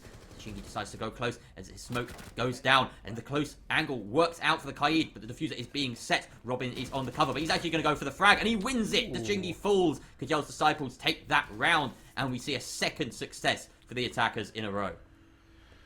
Robin was down but not out, and when he got revived, he showed that it was worth the time that they put into reviving him, getting the final kill through the smoke, no less. That Cade in a really tough position in a 1v3. Carnivora, they're losing rounds, 2 rounds here. It's not detrimental, but they need to start winning the next ones, or else it's just going to snowball into a Chaos Disciples matchup. A good couple of opening picks. It looks shaky for Chaos Disciples. Another voice crack. I'm very, very disappointed in myself tonight. But Chaos Disciples they took good map control in the early stages of the round here. About when the half-time mark hit, they had good control of the west side of the building, and with that also control of top bottom floor as well. There was no real room coming out from Carnivora to stop the attackers from advancing as fast as they wanted. The only thing that stopped them was the kills coming out from Carnivora, but even that was too little too late, as in Chaos Disciples, they showed that they are more dominant here. They won their gunfights, and with the more powerful attacking guns, it's not hard to see why they won them. Certainly not, and once again, this Capcan is coming through. I'm not too sure if it's the right call, because time wasn't too big an issue there for Gel's Disciples. I think perhaps they got a little bit antsy when it came to the execute and started trying to go for picks that they weren't necessarily in the best positions for.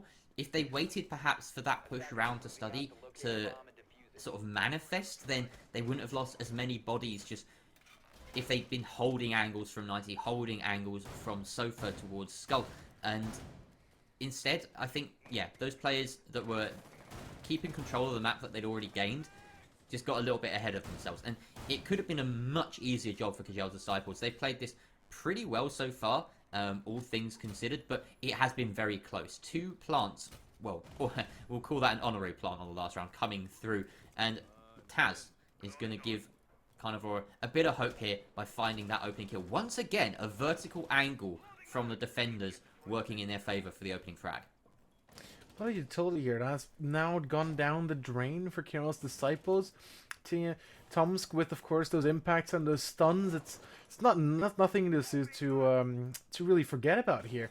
You might find another one if Ash isn't careful, and that's exactly what happens. Porgar Huntas. You should have listened to call-outs from your teammate. With that, now Carnivora in a steady man advantage, and a very convincing one at that. Bungo, he's hungry for more, lurking downstairs. Guess as well. Carnivora getting a little bit aggressive here, could overextend and could throw away that man advantage lead if they're not careful. They really need to be on their toes here, because Chaos Disciples, they can punish when you overextend. I mean, they're top of the leaderboard not for nothing. Sinji, though, gets one on the sides, and now Chaos Disciples falling apart at the seams. Robin finds his demise as well, and Ruby in a 1v5 needs to go big. Does he want to save this round? The Ace AK is a strong weapon, but a headshot from the Cade Og is going to spell his end. And with that, the first defensive round for Carnivora. It's a very convincing one at that.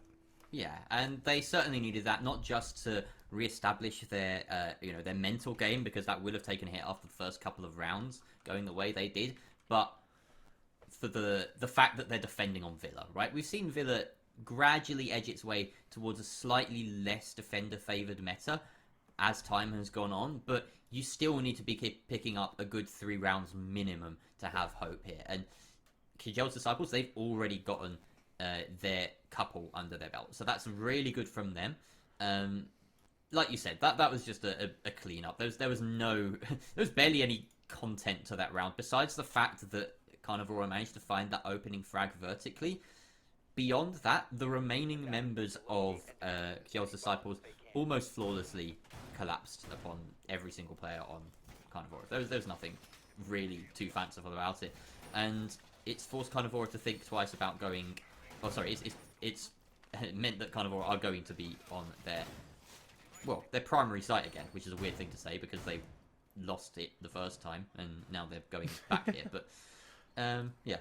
This is a similar setup to what we saw last time. I didn't think the setup had anything to do with their failure last time. They just had a couple of moments of miscommunication. That plant was very, very fortunate to go down. And, yeah, this is the right call. They can certainly hold it again. Carnivore need to change some things up here. Chaos Disciples last time around, they got a bit lucky with getting the plants off. Decade missing the shots or just missing the planter entirely within the smoke of his teammate.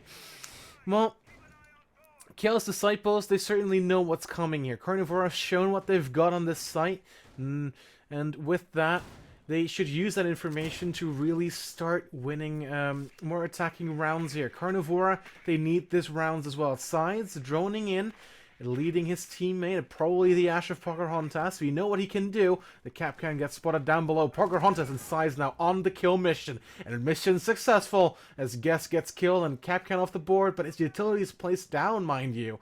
Those Capcan traps, they might come in handy late round here for Carnivora. Yeah, I mean, it's not really going to do much in the early round, the Capcan traps, because it will be droned out, it will be effectively managed, and you rarely see them have that much impact in the early round at these higher ranks, at, you know, this higher skill level. So, yeah, it's the late game ones. It's the ones in those final couple of doorways where you need to be aiming down sight, where you need to be taking those gunfights that are likely to bite them in the back. Once again, Joe Korn playing in closet does down Tomsk at least this time, but he's had so little success peeking this window, unfortunately for him. It seems he was able to grab the really difficult kill vertically the first time round, and since then, it's just not been his day. He hasn't been able to swing on that window effectively. Tomsk now left in 20 HP, and the drones are going to come through, allowing Chaos Disciples to take full control of the master bedroom, and their push can begin. But the Shingi with, I believe, is that another vertical angle? I'm not quite sure where that was from. It looks like he got the kill inside of... no, it was just someone pushing into master bedroom. So Tomsk launched himself into closet. I think the angle was possibly from Astro. So good hold there from the Shingi. He will find a second player that I believe has also walked into master bedroom. But Robin, with that long angle working in his favor now, will take out Taz and take out the smoke. That's a pretty key pick because it was so influential in the late game last time on this top floor. Chaos Disciples low on drones. They only have 3 left. 3 of them are already out and deployed, with Robin still having 1 he can control, putting them in quite the tough position. Although, if you look at the man advantage, that's just going to widen itself with an amazing SMG kill on the Sinji. Bungo gets Robin, but Pocahontas from the other side gets the immediate refrag. And now, Chaos Disciples 3-1 up on their attack on a quite defender-sided Villa map. Things need to change for Carnivore. They need to start winning these rounds. Trophy and Saturate coming in again.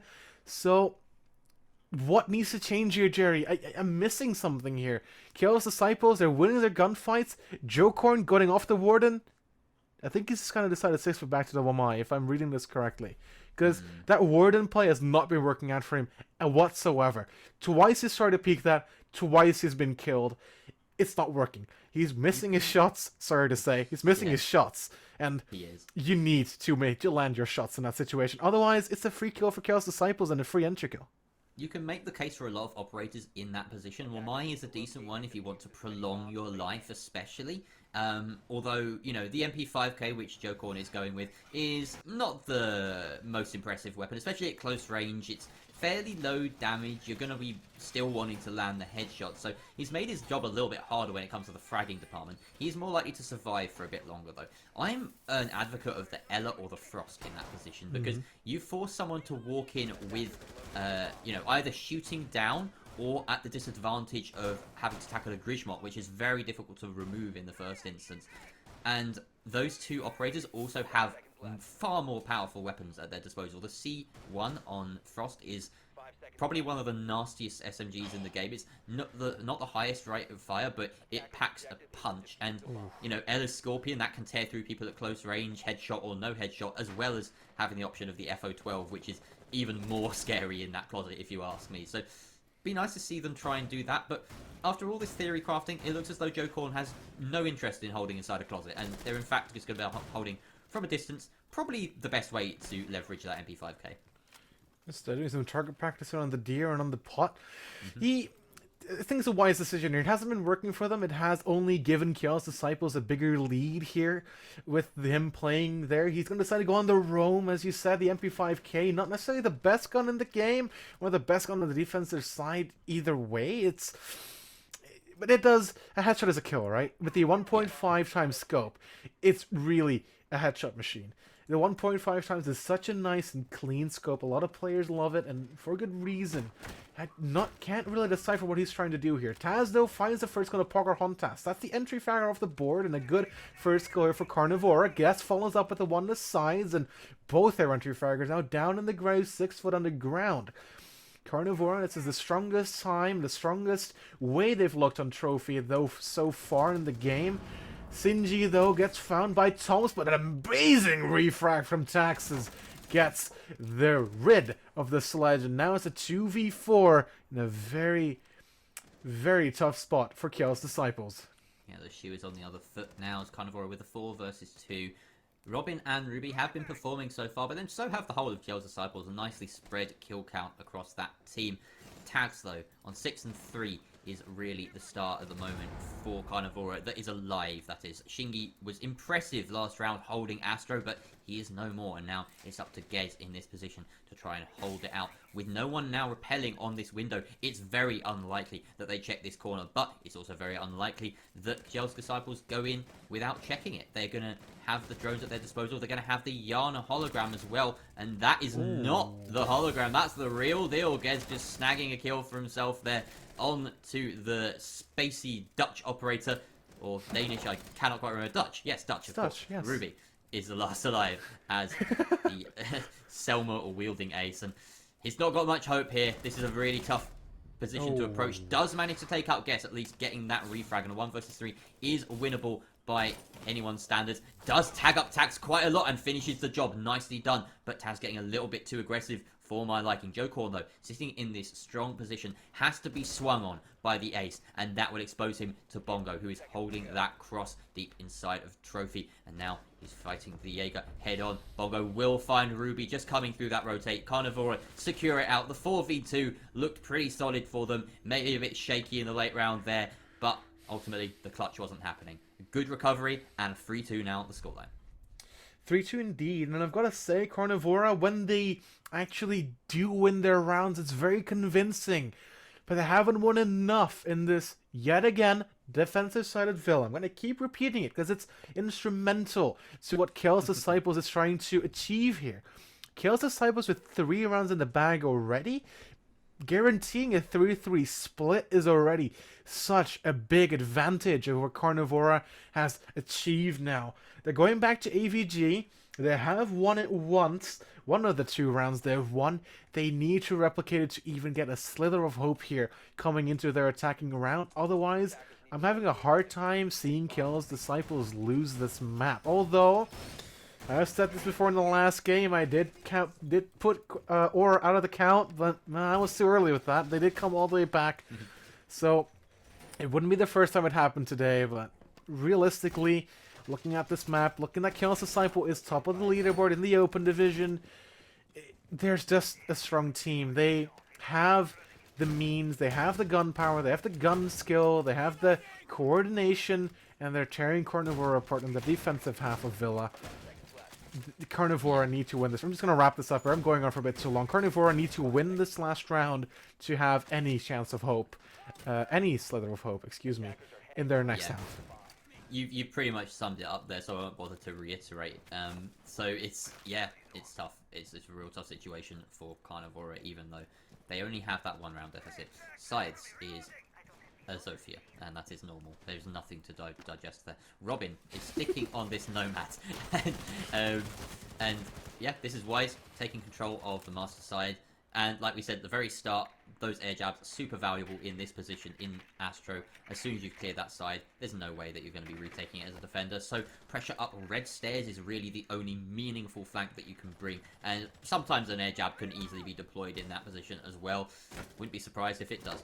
Ruby does manage to clear both the ADS and the pest that was halting his drone. And we've got an engagement on the side of Astro. Pocahontas does take down the flanking Jaeger of Bongo, and that's an early advantage going the way of the attackers. Yet again, Kjell's Disciples just holding firm and stamping their dominance on this matchup. But Joe Korn has something to say about it as Pocahontas falls, and the Malusi does manage to flee successfully with her life along that middle floor, and now can rejoin the anchors with the satisfaction of knowing that they've got a good shot at holding firm now with that man disadvantage returned back to the not man advantage.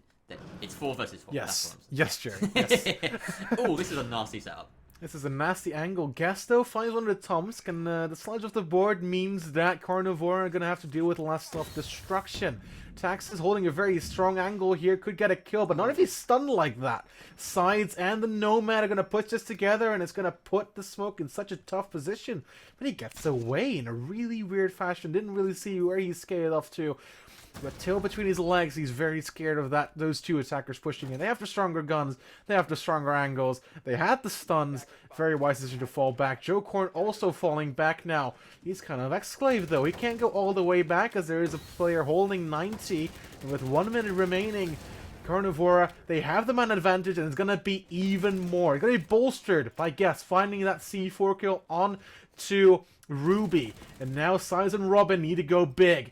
Robin gets shut down and Size finds the first kill. Needs to find 3 more, but Guess, he's going to put a lot of damage into Size, but Size says no. And that's shut back, and the Muzzy is off the board. A 1v2. A very winnable situation, but no diffuser in pocket. Could spell the end for Sides here. Those smoke canisters, it is the last one.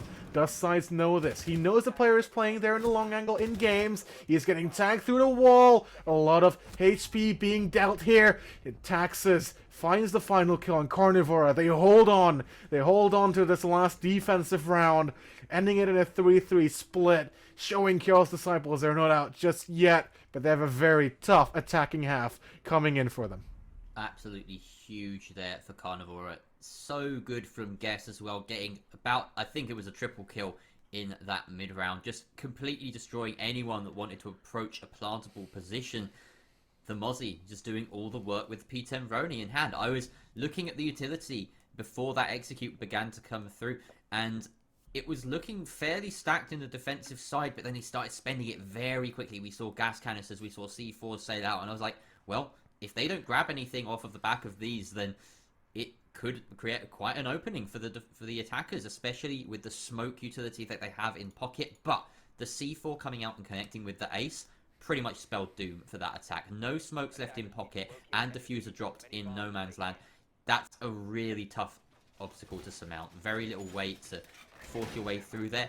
A little bit of hope perhaps that you've got Scythes on the Zofia in the 1 versus 2. An ECS veteran who has clutched up big before, but he just couldn't do it. Very nicely played from the 2 remaining anchors, and we're at the split. 3-3. Strong stuff from Kajel's Disciples, and they move on to the defensive half now. Starting with an AVG defense, and we're seeing a Clash being brought out. Now, Clash is a very powerful operator on Villa. She thrives on long hallways, long lines of sight, to be able to control the ground, to be able to back up safely and provide intel to her fellow defenders. And, well, there are so many long hallways, so many crucial hallways on this map that she's got a real playground on her side here. Happy e-bag noises if he's watching for sure. Yeah. With the Clash coming out. Happy e-bag noises for days. Robin, pleasing e-bag. He knows he likes it. He knows ECS has a resident Clash main, and he's showing that he can do better maybe than e-bag if he can prove himself. Ooh.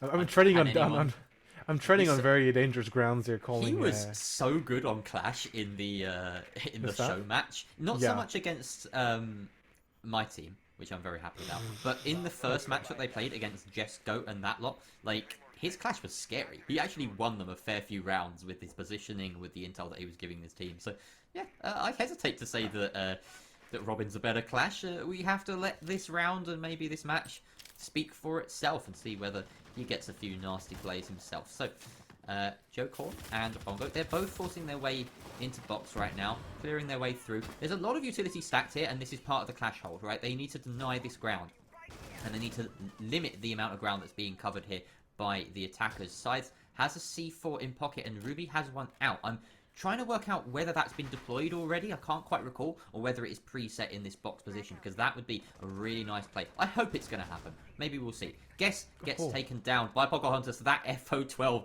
singing out, and it's a horrible song to hear on the attacking side. But the Capital being brought here is a perfect counter to the Clash, limiting the maneuverability and dealing lethal damage as well, potentially. It's set up above the Clash right now. She's forced forward. One comes through. The Ruby pre-placed C4 does happen, and now The attackers are in dire straits. The Shingi, whether he knows it or not, is staring right at the defender.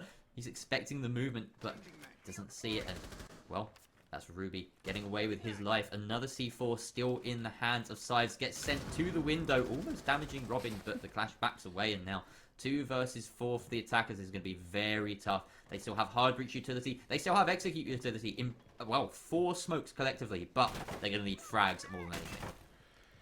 Frags indeed. It's 4v2. It's a tough situation to be in. You have double the man count as Carnivora has here. So you're in a good spot.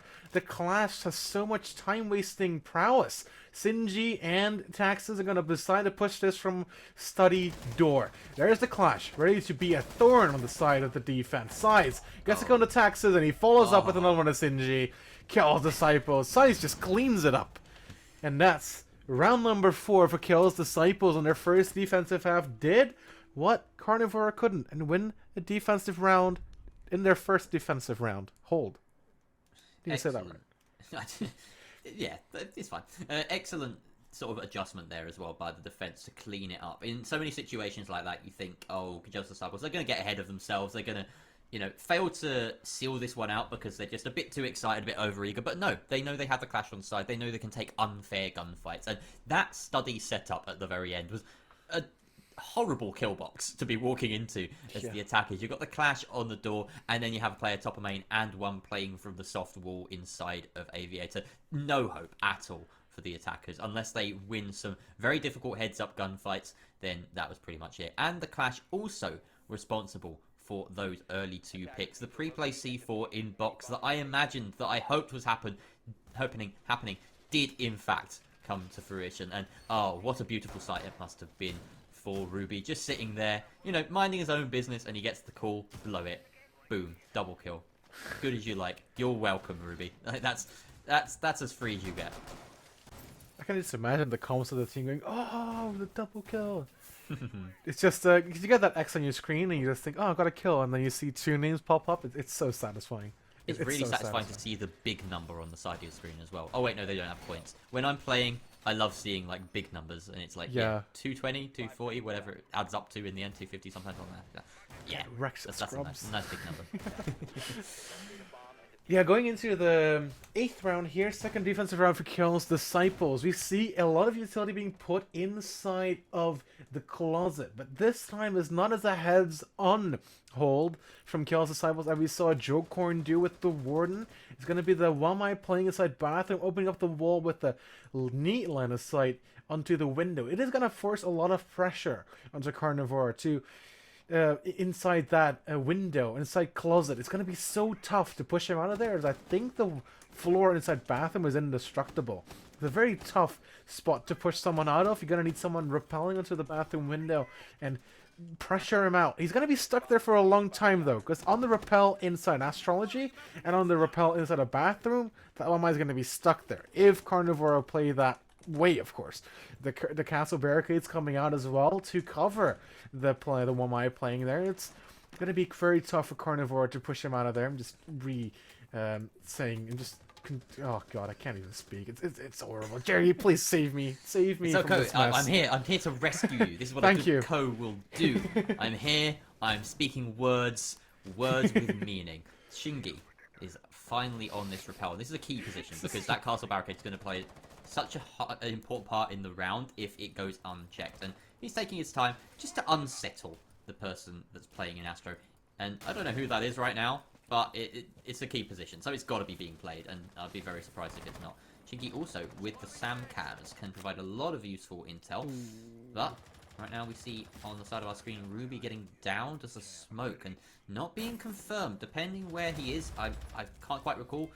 It may be curtains for him. So Jokorn finding sides is even more painful for Gel's Disciples to have to deal with right now. Shingi finding Ruby, that confirm is big. No more smoke canisters for certain, but Pocahontas knows that he needs to step up to the plate and gets that kill onto Shingi. Removing the Sam is pretty big. No more intel on that side of things. Robin as well, finding Bongo as the solo pusher from Skull, but Jokorn gets that refrag. The headshots coming in thick and fast here in the lobby. Tomsk now retaking the site making sure that this is not free ground for the attackers. And he's got Pocahontas close by. They're playing for the refrag despite being at that man disadvantage. They need to be very much landing their shots in this position. Toms does see the head, but doesn't react quickly as Gez takes it off and tags on himself. Pocahontas falls, and that's a clean sweep there from the attacking side of Carnivora, and they grab their first attacking round successfully. 4-4 the scoreline, everything still to play for here. It's a very convincing round here from Carnivore. It did go a little bit shaky there at the end, getting up in a 2v3, but they managed to lock it out and win their first attacking round here onto the trophy, a site that Chaos Disciples are just going to go back to. Just want to touch on the last round and say that what really happened there was Carnivora won their one-on-one gunfights. The Wamai playing inside a bathroom got dispatched off really quickly, and I'm not quite sure from where, but it just didn't last long enough.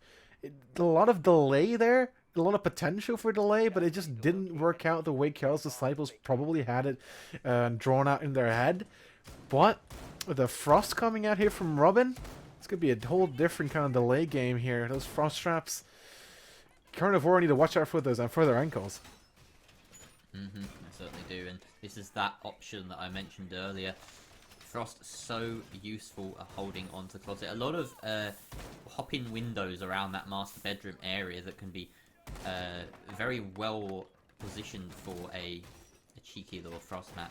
Robin as well with that deployable shield. We've seen a lot of Frost lately because of the sheer amount of utility that she can bring on the defensive side, and I'm glad to see her prominence because it's a really fun operator. It's always entertaining, and it's one of these ones as well that you know that if you're getting value out of it, then you're just the better team because you don't outplay a Frost mat, right? You have to be bad to fall into a Frost mat. It's just the way it goes, right? So yeah, it's just funny. That's why I like seeing it. It's kind of like a it's a check, right? It's an alert check. Basically, are you alert enough to know that when you go into a window or into a doorway that you need to look down, look at your feet, look in front of you before you commit into jumping in. Otherwise, it's so easy. It's such a set and forget piece of utility. It's so simple. It's a bear trap. It's the most simple piece of gadget that you ever have inside of Rainbow Six Siege. Comparable with the Sledgehammer from, well, Sledge. Robin taking a lot of damage against the Frost, and CU1 still useful though, still packs a punch as you said in one of the earlier rounds there on Villa. So yeah, he's still alive, although he's going to be a little more wary about the gunfights he's going to need to take on here, as with 1 HP, oh my god, it just saw Guess fall down to the hatch. Oh no, Toms, excuse me, Guess with a beautiful nade kill there. Dispatching of the Aruni.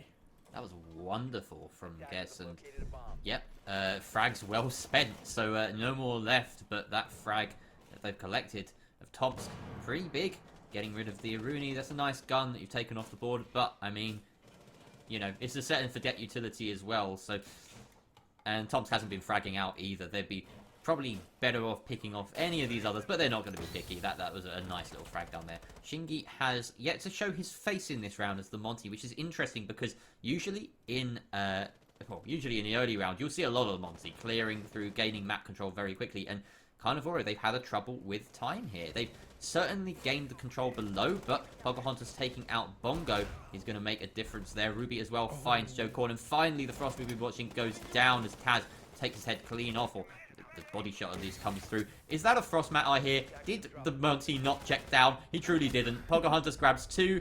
Gez will find the refrag, but Sives is there to clean up onto Gez. And Chaos Disciples, well, they brought the Frost mat and they proved that they're just better. They are just better at this point. They are playing so well, so cohesively well. And Pugmat, Robin shouts, says, you did hear it correctly, Jerry. You heard the Pugmat slam shut on the lag of, I think it was the Montaigne indeed. And yeah, with that, you said it. It's kind of a wake-up check, or it's kind of a, you must be really bad, I think was the words you used to fall into a Frost trap, and you know he's there. You know the Frost has been killed, the Frost has been called out, and still, you run into a window, and you just don't check your feet. And with that, It's an easy kill for Pocahontas to clean up with a clean triple kill. Gonna be boosting his KD for this season. Chaos Disciples winning another defensive round. They're very close to match point here. Certainly are. 5-4 the scoreline. It has been a tight one. Has to be said. There's very little separating these two sides as we move on to round number 10. And once again, we're seeing the clash come out for this AVG defense. And finally, well, EBAC gets to see it more than once in a match. It's usually when it's brought out, it's just to please EBAC. But clearly they have an established setup here that they want to go with. And it's reliant on the clash. And like we've said in the past, Villa is very well suited to it, so why not? Tomsk is going to spend some utility on that main stairs, and that's a key position to be holding if you know that they're going to be pushing from that master bedroom side, which is fairly default for the attacking side on Villa right now. Then it makes main stairs basically an extended anchor point. You know that it's not going to be pressured until very late on in the game, and it exerts so much control over that game's hallway and the study as well, so you've got to hold on to it. Tomsk as well being treated to a nice little Go-Yo shield to aid his hold. Carnivora 1 round down. They've won their one attacking round already. They're going to need one more here to prevent Chaos Disciples from guaranteeing themselves the 1 point. Carnivora, they're getting a lot of map control pretty quickly. Downstairs seems to be firmly in the hands of Carnivora. Jess getting those map control on Bongo, killing Pocahontas. Dispatches of the Ella with 10 kills on her name, and with that also the top fragger of Chaos Disciples. Good opening pick here. Yeah, this could be a good start. It was actually, indeed. That's cheeky because we see that the Ella was holding on that main stairs position, the red stairs position, and finding that opening is so key for the side of Carnivora right now, because they had a big task ahead of them. They knew that this hold was coming through again, the clash, and they've decided not to play into the hands of the defenders. They've taken control below, making sure that the C4s from beneath that are pinged out with the yellow pings from the clash just won't be an issue. And now Robin is actually faced with, well, a bit of a troublesome sight. He has a player in front of him, but he actually does have a support of Scythe above, playing the vertical angles. That's really smart setup here from Kajal's Disciples. Whether that was preset or not, it's Tomsk, in fact, playing that angle and denying the entry completely through main lobby. So these other angles have to be challenged by the attackers. They want control of main stairs to go for this push, but they found that the clash is just as strong here as elsewhere. Tomsk finds one, sides with another, and now the push is coming up main stairs as Tags does take out the Jaeger, but finally the clash meets her end. The push comes through and sides, and Ruby last alive. Ruby just waltzes his way into studying, takes one down, but Tags finds his triple on the round, and now Sives is the last thing standing between Carnivora and evening the difference. The C4 does come out successfully and find Tags, so it's a 1 versus 1. Yes, with no frags in pocket, has the AR Rex Gemini Replicator in hand, but he'd have to refrag his own hologram, which is not the ideal situation. He sees the spot, he gets the spot on to Go-Yo, has a diffuser, could potentially go for the plant. Be quite a wide swing from Sives to try and deny this. You have to push right through the rotate or go to vault, and he's not going to do either. Gez can just flee into study if he wants, but he's going to hold firm by the bomb chassis. This is such a tense moment. They are just inches away from finding each other right now, and the kill comes through from Gez. What a clutch there in the 1 versus 1. Sives falling, and a rally late on in that round from the attacking side of Carnivora gains them another round on the board. 5-5 are all level, and we've got 12 rounds of regulation guaranteed for us here, Jerry. 2 long games indeed, as first one went all the way into overtime. I'm going to see the same here. Well, only time will tell. Looking at that defense, that clash was so instrumental for Chaos Disciples to extend and delay, but the execute onto the clash from Carnivora was just so much stronger. They were dumped them an insane amount of utility, a lot of stuns and flashes, and they basically take the clash, force everybody else who was supporting the clash to fall back, and at that point, a clash in a 1v1 situation, it's such a tough spot to be in for the clash. You have no gun to defend yourself, only your shield to try and repel some of those attackers, and when that clash fell, it really spelled the end for Chaos Disciples. It did. And I'm beginning to wonder whether my prediction here that Kels would be really well equipped to take down Carnivora, given their performances, each of these sides against Happy Team in previous weeks. And Kjel's Disciples won on Villa, no less. They won there against Happy Team. Carnivora lost here against Happy Team. So we thought we had a sort of vaguely reliable prediction, but 5-5, well, that says it all. We seem to evenly matched.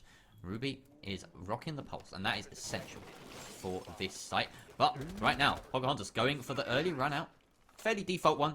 That jump out the bathroom window, shooting towards the spawn, but no one's going that way. So he will just seal it up and rely on Ruby, as mentioned earlier, on that pulse to feed the information about where this push is coming from. This site is so susceptible to rushes that you really need to have your finger on the pulse, literally as the pulse, making sure that you don't get sidestepped. Pocahontas with the aggressive run out, and almost thought he was going to go for it again. Wow. He's gonna get gas. The Ayana sleeping at the wheel almost takes down another. The trade of HP, both lose just about half. Jokorn, he gets away with his life, but so does Pocahontas. Pocahontas does find his demise as Jokorn gets the win this time in the rematch in the duel between the Sledge and the Jaeger. Bongo finds size, and with that, Carnivora, they have man advantage. It's a fast round here. They have got a lot of control of top floor. There's still the Malusi upstairs. He gets spotted on the drop. And now, Carnivora know, if they did their joining correctly, that top floor is going to be clear and they can start opening up the floor, and that's exactly what Jokorn is going to do. Set up some flank cams, set up some utility here. It's for the dead player of Guess to hold. So this attack won't be foiled by some random roamer that's going to decide to come up some stairs and just literally put a knife in the back of the attack. The top floor control is firmly in the hands of the attackers, but that preset C4 from Tomsk is enough to at least even out the man count. A very quick roam clear means that really Carnivora should take this one in the bag, but these anchors might have something to say about it. Ruby still in play with that scanner. Is going to feed vital intel. He's playing as the deepest anchor as such. These UMPs on the side of the defense, as well as the MP5, not the most powerful weapons to be going up against these high-powered ARs, but I mean, Sam is bringing the MP7, so there's a bit of evenness there too. The push does look like it's actually going to be coming through Laundry at this moment in time. Second C4 does go out, or sorry, that's an impact from the Zofia above to clear out some utility, perhaps a Malusi Banshee that would have been standing in their way. So now this push going to be very clear for them. The hard breach charge is on the wall to give them entry. Thompson does find Taz in response to that early advantage that the attackers had. Now they are sitting behind. So Bongo has to find some frags pushing through here. Doesn't quite get a whiff of this enemy here. Knows that there's one close. Oh, it looks away at the wrong moment, but still gets the kill. Robin with the refrag elsewhere onto Shingi, taking out Sam, and now it's all on Zofia. Location known. Pre-fires coming through from both these FBI operators. Bongo has the more powerful weapon. He has the advantage, but with no impacts remaining, that Banshee is going to stop him from entering, and he has to just win these fights. But they're not giving anything to him with only 5 seconds left. They know that they have the advantage. The spray comes through. He has to whip out the pistol. Surely he doesn't win this. He downs the pulse, but the castle's on the other side of the wall. Kajel's Disciples play it smart and hold firm. Good round number 11 here from Kjel's Disciples. The first time we saw Kitchen this whole matchup, and they defended it well. They lost a lot of man control, of manpower up top. They lost two, and I was honestly quite scared for Kjel's Disciples there when the two roamers did find their demise. Only by the skin of their teeth, or over his teeth, did the Malusi come back to sight, dropping down in the middle between Trophy and Statue, and oof. It was close here for Kjel's Disciples, but they managed to pull through. 1 point in the bag. Carnivora, they need to answer back with an attacking win on AVG. They have done it once. They did it in round number 10. So, can they do it again, Jerry? That's the real question here. Can they do it again, or are Kjel's Disciples going to be able to adapt to the Carnivora attacks? I'm really not sure, but one thing that's notable about this AVG defense that we're about to see, no more clash, and well, they didn't succeed with it before, but that really just came down to a close one-on-one at the very end, which Gez was able to clutch out in the post-plant. And, well, I suppose that Carnivora learnt their lesson. Don't go for that full sweep clear from the master bedroom side if there's a clash on the side of the defense. Now there isn't. Are they going to revert to type? Are they going to go back to that default take, or will they try that sort of style of just picking apart individual players from beneath, from around the map, and making the opening that succeeded for them in the second instance? Pocahontas, as ever, going for some nasty peaks, and oh no. that is not what you want to see. At least Pocahontas finds the spawn peak onto Guess and gets some revenge onto that clutching Yana for a couple of rounds ago. But Robin is gone and out of the picture. Yeah, gotta trade the team kill is exactly what we're saying. Ruby, I mean, you've got to redeem yourself in this round now. He's opening up a couple of vertical holes. This was very smart. This gained them a couple of kills in their last AVG hold, but I don't know if Carnivore are going to step into the same trap twice. Carnivore losing the Iana, the guest that clutched last round and last time they attacked AVG in the 1v2. Well, let's see. Oh, the 1v1, excuse me. Let's see how Carnivore are going to be off here without that Iana. Tomsk is going to get some pressure put upon him. He sees the player and gets the kill with a beautiful headshot, and the diffuser is down in the open. And surely Chaos Disciples must know that Zofia is close, looking around the library. He's ready for the refrag, ready to get that kill back onto Tomsk. But Tomsk is not going to have it. He knows the diffuser is down, and he needs to hold on to it.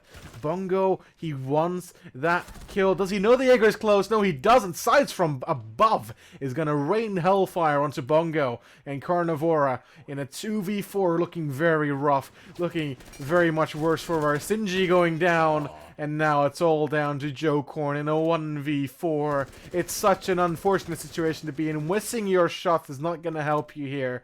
The man with the Warden plays needs to clutch it up, but no. TMSK, he says no. And with that, it's GG's in chat, as Chaos Disciples barely are able to get this 3 points. And TMSK almost getting a team kill there to the Muzzy. Well, that was just a dominant ending round, and it's a strange one because up until that point it had been so back and forth, and I was thinking, oh, maybe we were in for another overtime, but it wasn't to be. Pocahontas finishing on 12 kills, but look at the performances across the board on the side of Chaos Disciples, showing just why they are currently sitting top of the leaderboard in Open Division, and they will stay there for another week. So very nicely done by them. That ending round, though, you said it was unfortunate for Carnivora. I think Chaos Disciples made their own luck there. They set up that hold on main stairs so perfectly. The play from the Jaeger just holding very aggressively halfway down the stairs, meaning that when an attacker comes into that engagement zone, the vertical angle is there. And they took turns getting their kills. It was first the Jaeger, then the Melusi from above, and then the Jaeger again. Absolutely no chance for Carnivora, just continually walking into that trap. And, you know, whether there's a clash or not, it's still a good position to hold. So I think they're going to feel a little bit disappointed in the nature of that final round, but overall, they can be pleased with their performance. 7-5 is by no means a whitewash, and they did well against the top side in the Open Division right now. We're going to have a very short break because these have been very long games. We've seen one OT and one 7-5, a max OT and a 7-5, so we're a little bit behind schedule. We don't want to keep the players for the next game waiting too long. So very short break, and we'll be back with the very next game, which is Goats That Fancies Oranges versus Necrotic. And just bear with me 1 second. Here we go.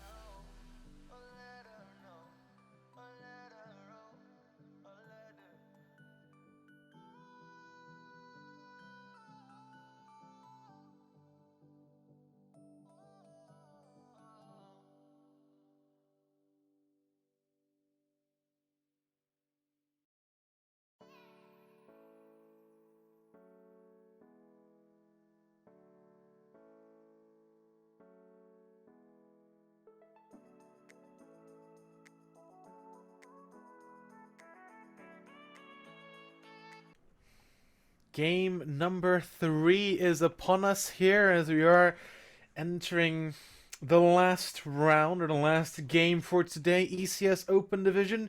It's been 2 amazingly tense games. The games between Lag and Aura and Chaos Disciples and Carnivora, respectively, been very long games. And the last one here, GTFO versus Necrotic. How do you read it? I'm hoping for a swift 7-0. I said that before we started, and I said that, and I'm standing by it now. I'm hungry. But if I want the viewers to have a good time, then I'm hoping for a longer game. And that overrides that hunger. I have a hunger for good games as well. So, yeah, GTFO and Necrotic so far this season, again, early on in the season, difficult to say, you know, exactly how these teams are going to pan out, but we're starting to get an idea. GTFO, they've managed to be right there at the top with Kajel's Disciples with 2 wins under their belt, only below on round differential. So this is a team that is unbeaten so far in this division. Necrotic, also unbeaten. However, they managed to only get one of those wins in regulation, the other one coming in an overtime. So they get slightly fewer points, which means that they're slightly below. So this is a second, third place battle right now, which is pretty tasty, if you ask me. And Necrotic, well, I mean, they're probably not going to be downtrodden by the fact that they're just 1 point behind. They're going to go into this thinking they can win. So it is all to play for, and we are just about ready to head on in. We are going to the lovely, well, I mean, okay, lovely is the wrong word. We're going to Oregon. Oregon Borgen. A lot of nicknames for this map, although, I mean, we all know and love this map. We know how it plays. We've seen it in a lot of different leagues. We've seen it in the top tier leagues. We've seen it played in ranked. We've seen it played in casual. We've seen it played everywhere. We've seen, yeah, always played. we all know how to play this map. So let's see if GTFO and or Necrotic can give their own spin to it to kind of capitalize on this map. The first ban is going to be Maverick, not the Thatcher ban coming out, which is usually standard, although I'm going to expect GTFO to come in swiftly to help me here, although maybe the Caster's Curse. Who knows, Jerry? Who knows? Is the Caster's Curse real? I think it is real. I definitely triggered it in the last game. But also mentioned in the last game was the fact that sometimes you don't see that Thatcher ban come through in the first instance. You're likely to see it from the opposing side, and it's a good way of psyching out your opponents and forcing them into it. But right here, GTFO have said, no, we're not playing your game. We are banning Ace instead. And that means that Thatcher, ladies and gents, is in play. A rarity, we know. And that's going to really affect the way this plays out. Yeah, it's a game changer, that Thatcher is. He's just so good at what he does. He gets rid of utility like no other. There's really nobody you can compare to. I guess Kali, but even Kali doesn't work as well. Kali needs a direct line of sight to, or a direct line of sight outside the wall to the gadgets. Thatcher doesn't need that. He goes through everything. Soft walls, hard walls, whatever. You name it. Thatcher can destroy utility. Would be a no-brainer here for GTFO to start picking Thatcher as well. They're a bit slow on the picks. But no? Lantu? Ooh, there we go. Very late. But there he is. The Thatcher. He picked, as I said, a no-brainer. They're going to go for laundry supply first. He's going to make that extend into blue a lot more difficult here to hold. Either way, Thatcher, any way you want to put it, it makes it so much more difficult for the defenders to do what they do. Because it just counters so many things. It certainly does. It just changes everything about the way the game is played. And that's why he's banned so often. He's just an enabler on the attack. He does everything. He does it fairly well. And he does it quickly, and that is one of the things that I'm expecting to see out of this game, and I was hoping to see out of this game, is speed. We've had some very slow-paced rounds all the way through today, and it's meant that this is, well, fairly far behind schedule, in case you hadn't noticed yet. These guys have been waiting for a while, so they want to get done and dusted, but, I mean, that works on both sides. At a certain point, I'm wondering whether if Necrotic start losing, they'll just start throwing rounds, so that they can go. Like, it's entirely possible. I just wonder if that happens. But yeah, right now GTFO, they have that speed at their disposal. They have the Thatcher, they have the Thermite, who's like the fastest of the hard breaches. You could argue Selma charges are faster, but they, you know, you need multiple on a wall to be effective, really, to get that same level of breach down as a Thermite. Thermite, you know, very, you know, do the job, just in out. Bob's your uncle. Thatcher, quick as you like as well. The Yana is going to speed things up too.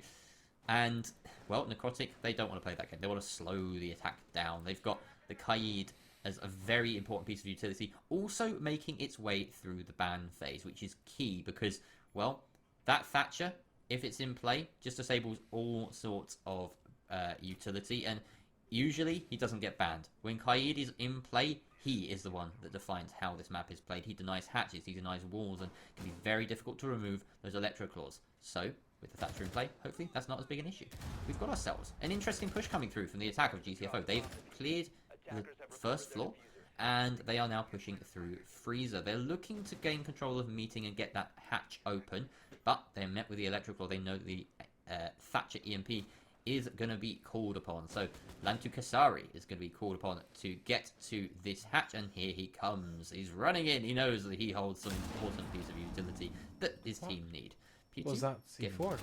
Yeah, I don't know. It's a C4 to the default spot, I guess, where you expect the sledge to be, but, you know, bullets do the job as well. Very nice swing there from the Kaid. So, Saltbark is out for the count. Some very odd names on this GTFO side that I'm going to struggle with, I guarantee. But we'll get there in the end. JTD is joining that Freezer push as Gianna, and this is going to be a really horrible thing to face down as a defender. You've got these frags coming your way. You've got the holograms, and there's no one sitting close to the bomb in B, crucially, so no crossfire available for the defenders. This Freezer push could be fairly successful because of it. Ooh, gunfire raining out. Pichu getting a double kill, a triple kill even, on his name here. Slika finally ends that reign of terror from the AUG. And with that now, it's all down to Slika with the 416, no it's not, with the 516X, I think, I don't know. The Thatcher gun, we all know it. It's a slow rate of fire. Fragmite, no. He's gonna go snooze mite. And he's going to sit outside, use this as a little bit of a tactical timeout, kind of talk with his team about what happened here, because they try to push through Freezer, and that AUG just went brr. Yeah. It's painful here for GTFO. It's time for them to just rethink their strategies, give themselves a little new flash of thought, maybe. They're going to get a new bright idea with those throwing of the flashbangs. Slika going to try it now, but... no, nothing is going to really come out of this realistically. He's trolling at this point. Could be good for the KD of some of these players here. That's exactly what happens. Ned from... finishes it off. Ned from Necrotic, I would like to call him. His full name. Yeah, that was... you know the meme of Rainbow Six Siege that was like in the very opening of the game where people could lean like crazy and crouch wobble and all this stuff. And there's that guy who's like sort of peeking around the corner.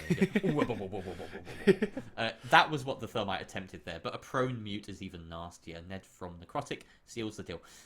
I've never had a bigger case of Caster's Curse in my life. I was like, oh, you know, the Freezer push, it could be quite successful because there's no one playing by the bomb. They don't have the crossfire set up. The defenders are just going to have to rely on gunfights. Yeah, they just swung. That's all that happened there. Necrotic just swung into Freezer, and the AUG lit up the kill feed. Wonderful work from the Kaid of, I believe it was, I can't even remember who it was now. Was it Volt? No, it wasn't Volt. He was on the Jaeger. It must have been Pitiu. Either way, yeah, I think it was Pitiu. He must have swung on in and just done the dirty work. That was... it shouldn't have happened, quite honestly. GTFO should have a round under their belt. They had the execute going strong. They had unseated, whether they knew it or not, a very key position, and yeah, there was no crossfire in play. They could have won that. Oh well. They're gonna hope for a better chance, and yeah, the snooze mite, as you called him, he might have a snooze, but he's gonna hope to have a bit more impact in this round, as they are sticking with him and the Thatcher, that reliable duo, the OG peanut butter and jelly combo, as I like to call them. And instead of this basement defense that we've come to know and love, we've got the top floor hold with a clash. I've got to say though, how do you call the Thatcher and Thermite combo? I think there's two different ways. Thatger or Thermcher? What is your favorite? Thermcher or Thatmite? Thatmite, yes. That sounds so good actually. Oh my. Speaking about snooze mite, he's the only one that got kills on the board. He has 2-1 now. The only person with kills. He might not be snoozing at all. He might be actually the one carrying the team at this point. Although, not very successfully. I mean, they're 0-1 down. He's gonna get a retry now. Let's see if they can open up the breach. Thermite's main objective: opening walls, make walls go gone, make walls go boom. That's exactly what's happening here. Gone Mute Jammer. Mute Jammer just gets muted. The Mute Jammer gets muted, and with that, the Thermite charge goes boom, and the wall goes open in Attic. And now they're gonna be looking into a clash. Mirror is banned, but this clash is being used as a mirror window. It's see-through, just like a mirror window, and well, it does the same purpose if you do it correctly. Those flashes would have been so much more effective if they'd been sent about 2 seconds prior. You saw all of the discs got disabled alongside the Mute Jammer. And they could have actually managed to capitalize on that, but instead ADS managing to catch them out, and now they're going to be met with a couple of well, my discs. I've yet to see if that Thatcher grenade was caught. I don't think it was, so he'll be disabling those. Meanwhile, this push is happening on the Master side. JTD not grabbing anything, just shooting the shield. Of course he won't, but Zundi just destroys the entire Master push. You've now got a one-dimensional attack, unfortunately, if you're GTFO, and well, Lantu Kasari and JTD have recognised this fact and are instead now sweeping in beneath, trying to find some picks from below. Depending on how successful they are with that, it could influence the round quite heavily, but Lantu Kasari just a little bit slow to the chop there, doesn't quite find the player fleeing up White Stairs. In the meantime, Sliker does manage to pick up Pitio, and that's removing one player from Attic. I don't know if they're aware of this White Stairs presence. They will be now, though, as that position is given away. But it's perfect bait for JTD, who's already at the top, to take out that defender. But Volt reacts and takes out JTD as he walks on into sight with no support from Lantu Kasari. Lantu Kasari doesn't quite get the down onto Volt, and he responds with a kill in kind. Kazza cleans things up onto the Thermite, pushing through Attic alone. And that is it. Necrotic very clean with their their hold. In fact, it wasn't through Attic. It was a rotate to Master, but it didn't even work. The Necrotic are just doing everything right here. Was that the flank coming in, I think, to kill the Master? Not a flank, excuse me. Just the 2 kills, it actually just neutralized the Master push. Was so big here for Necrotic. They basically said to GTFO, hey, our map now. GTFO. GTFO. Just go. Yeah, exactly. That's they I'm gave trying them to a make taste of their own money. Money? Medicine. You don't eat money. Don't eat money, guys. It's not good for you. There's a lot of bacteria on those things. You shouldn't do it. It's really bad. Especially, like, go cashless, if anything. Eat credit cards. Yes. No. Much more hygienic. Yes, but please do, with COVID, please do be safe. Don't eat credit cards that just went through the machine or anything like that. Oh yeah, that's true. You've got to take every precaution. Only eat the currency that has been sanitized, and is it is good. Didn't they say that the Canadian money smells like maple syrup? Wasn't that like a thing like a long time ago? Like a rumor? So Canadian money is worth so little because Canada is trash that if you eat it, you can use, if someone buys something off you and you get money off them, you're actually better off eating the money, and as such, it is made out of pancakes, so it's very nice and it goes well with the maple syrup. So, it's very convenient. Very convenient here. Canadians are smart. Like, even if they have a bad currency, they'll still make it enjoyable for you to use it. Or tasty, at least. It's innovative. It's very smart, and power to them for doing so. Well, GTFO don't have much power here with 0-2. They're down bad. They're going now to they're going to kitchen and dining. The tertiary bomb site here for Necrotic, and GTFO they're really gonna start getting some rounds on the board. Otherwise, it's not looking too shabby here. JTD and Lantu Kaisari, together with basically everyone from GTFO, are going to go for a big tower push. They're going to clear that side first. Never mind, it's kitchen and meeting. I'm sorry, your caster just has bad eyes. Bad eyes on a caster is not not an endearing quality, but we can live with it for the time being. I mean, meeting is, it shares a site with the dining variant, of course. This is, in my opinion, the weaker of the two, but we have seen it work in the past. It's all about the defensive setup here. 2 above, 3 below, and that is indicative of how important it is to hold Attic right now. Kassa takes a bit of damage as an anchor inside a meeting, and that shows the very direct approach that GTFO are going for here. They know that Attic is valuable. They're attempting a breach onto it. Ned just scanning these cameras, trying to discern where the push is coming from. It seems to be coming from all over right now, as Volt is not being met with any sort of aggression just yet, but that top floor Attic wall has been opened.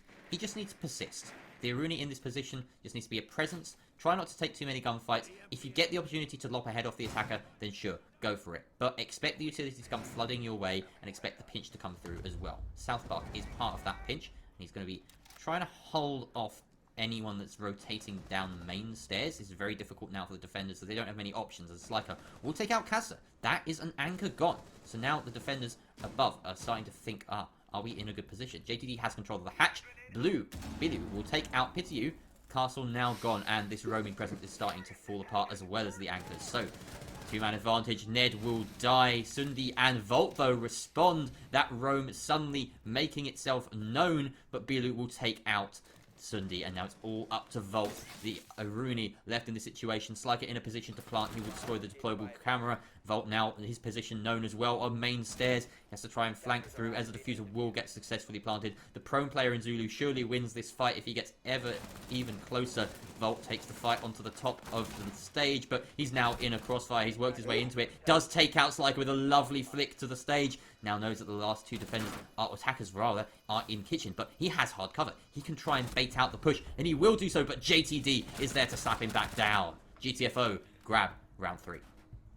GTFO finally on the board now after a convincing win here. Even though it came down to a 1v2 at the end, they made their collapse happen, and I think it's no less due to that Thatcher is open. And you look at a meeting hole, but you really needed that wall to stay closed, and it's so difficult as a defense to keep a wall closed when Thatcher is available, because it's just one throwable thing and it's gone. It's not much you can do, especially with a Cade, which takes longer than a thermite charge to reactivate.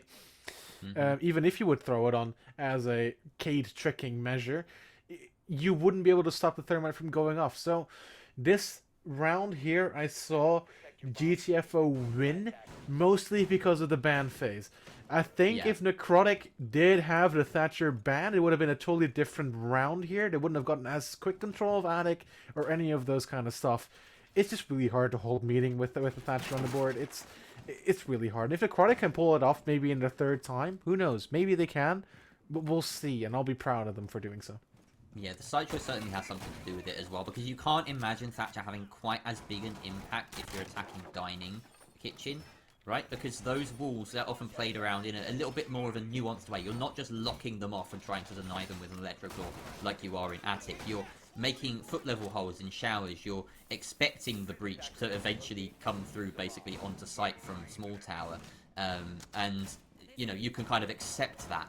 Whereas here, attic control is everything. So if you lose that, and you're going to with Thatcher up, then it's pretty much curtains for you. And GTFO, they just proved that. I don't think there was a whole lot of, you know, gun skill showed off in that round. They just took the advantageous fights because of the map, and that's how it worked out. So very nicely done by GTFO, but they're going to be hoping to get a couple of rounds, maybe attacking basement, maybe attacking dorms, to give themselves a bit more of a footing in this game. So far, it's playing out almost exactly to script. 2-1 to Necrotic, 2 primary sites, if you want to call them basically 2 primary sites, which I think they are.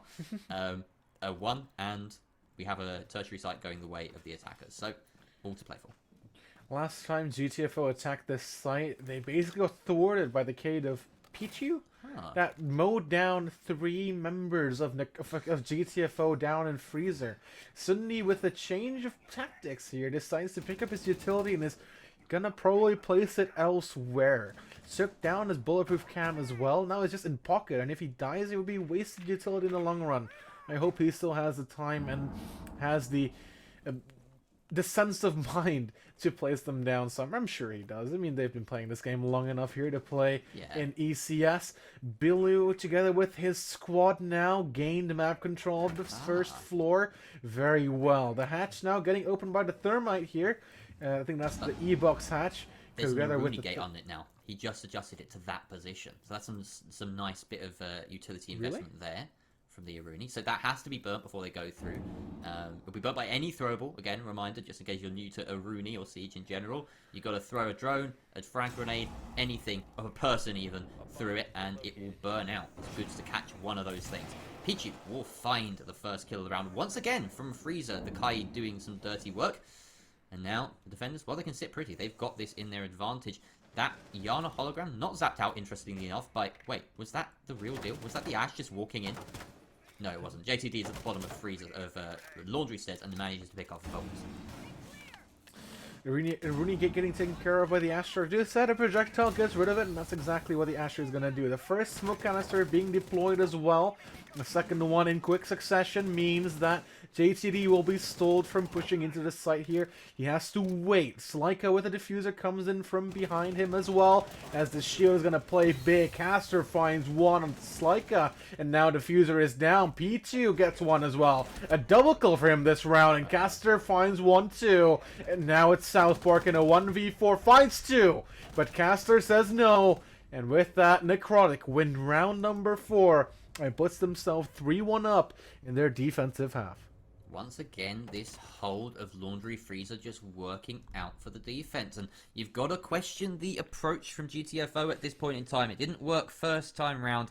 And, you know, it's a bit of an off-kilter approach at the best of times. Maybe you can justify going for it again if it worked the first time. But if it doesn't work the first time, then you probably want to default back to basics. I'm a little bit disappointed by GTFO there. They've left themselves with a bit of a hard task now. They've got to try and grab a round on, well, Kid Storms or at least a tertiary site.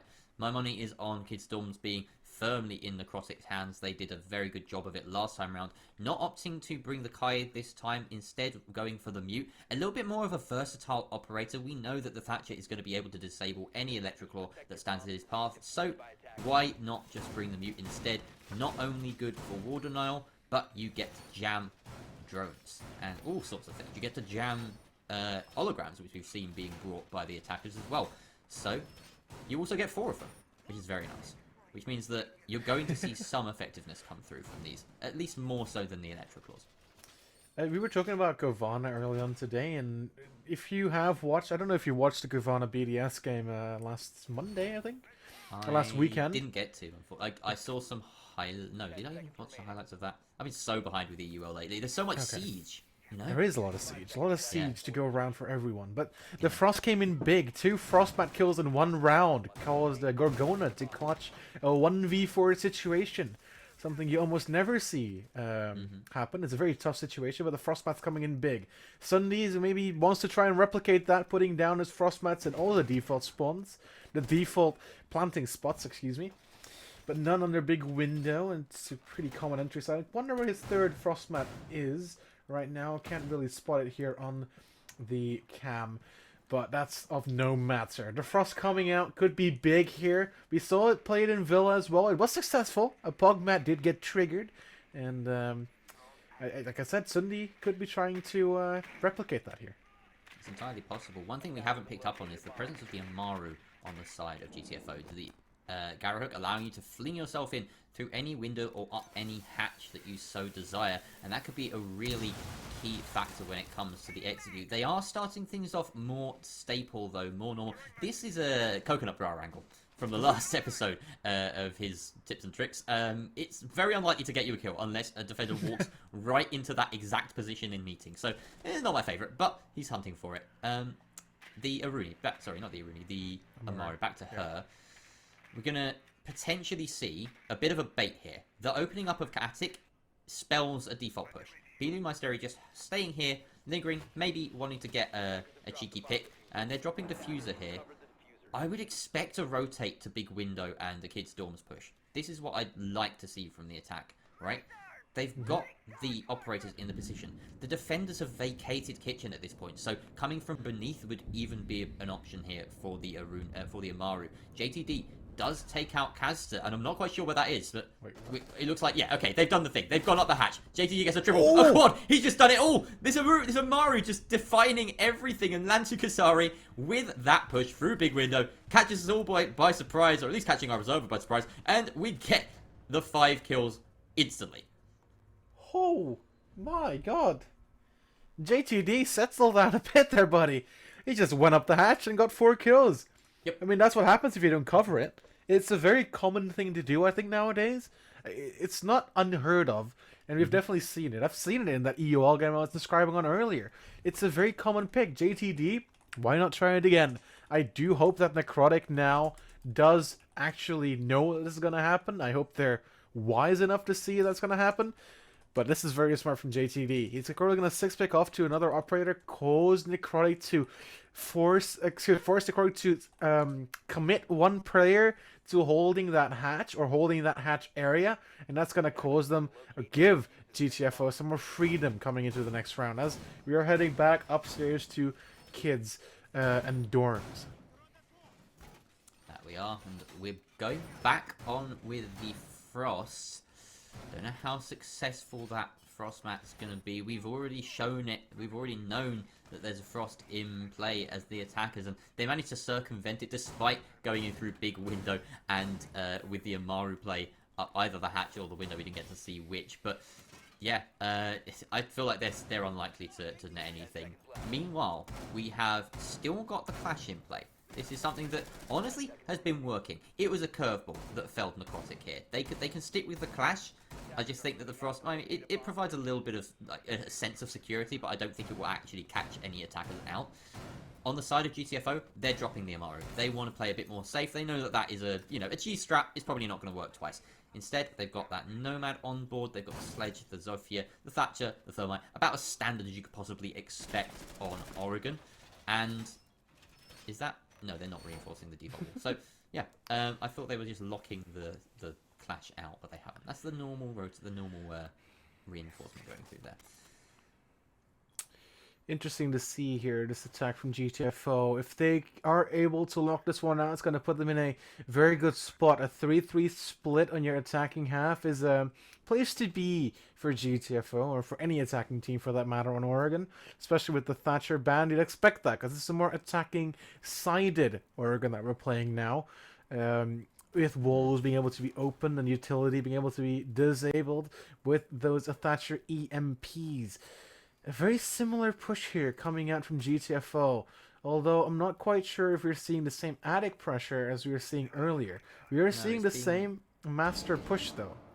Yeah, that's the master push coming through. We didn't see as much of that last time, but they have managed to get the master breach open as well. So there's pressure from all directions right now, basically, from GTFO. They're continually keeping Necrotic guessing, and when you've got Clash on the board, creating crossfires as an attacking side is definitely the way to go. You force her back deep into the site, and you make her less effective. She can no longer be that kind of distant front line that she wants to be.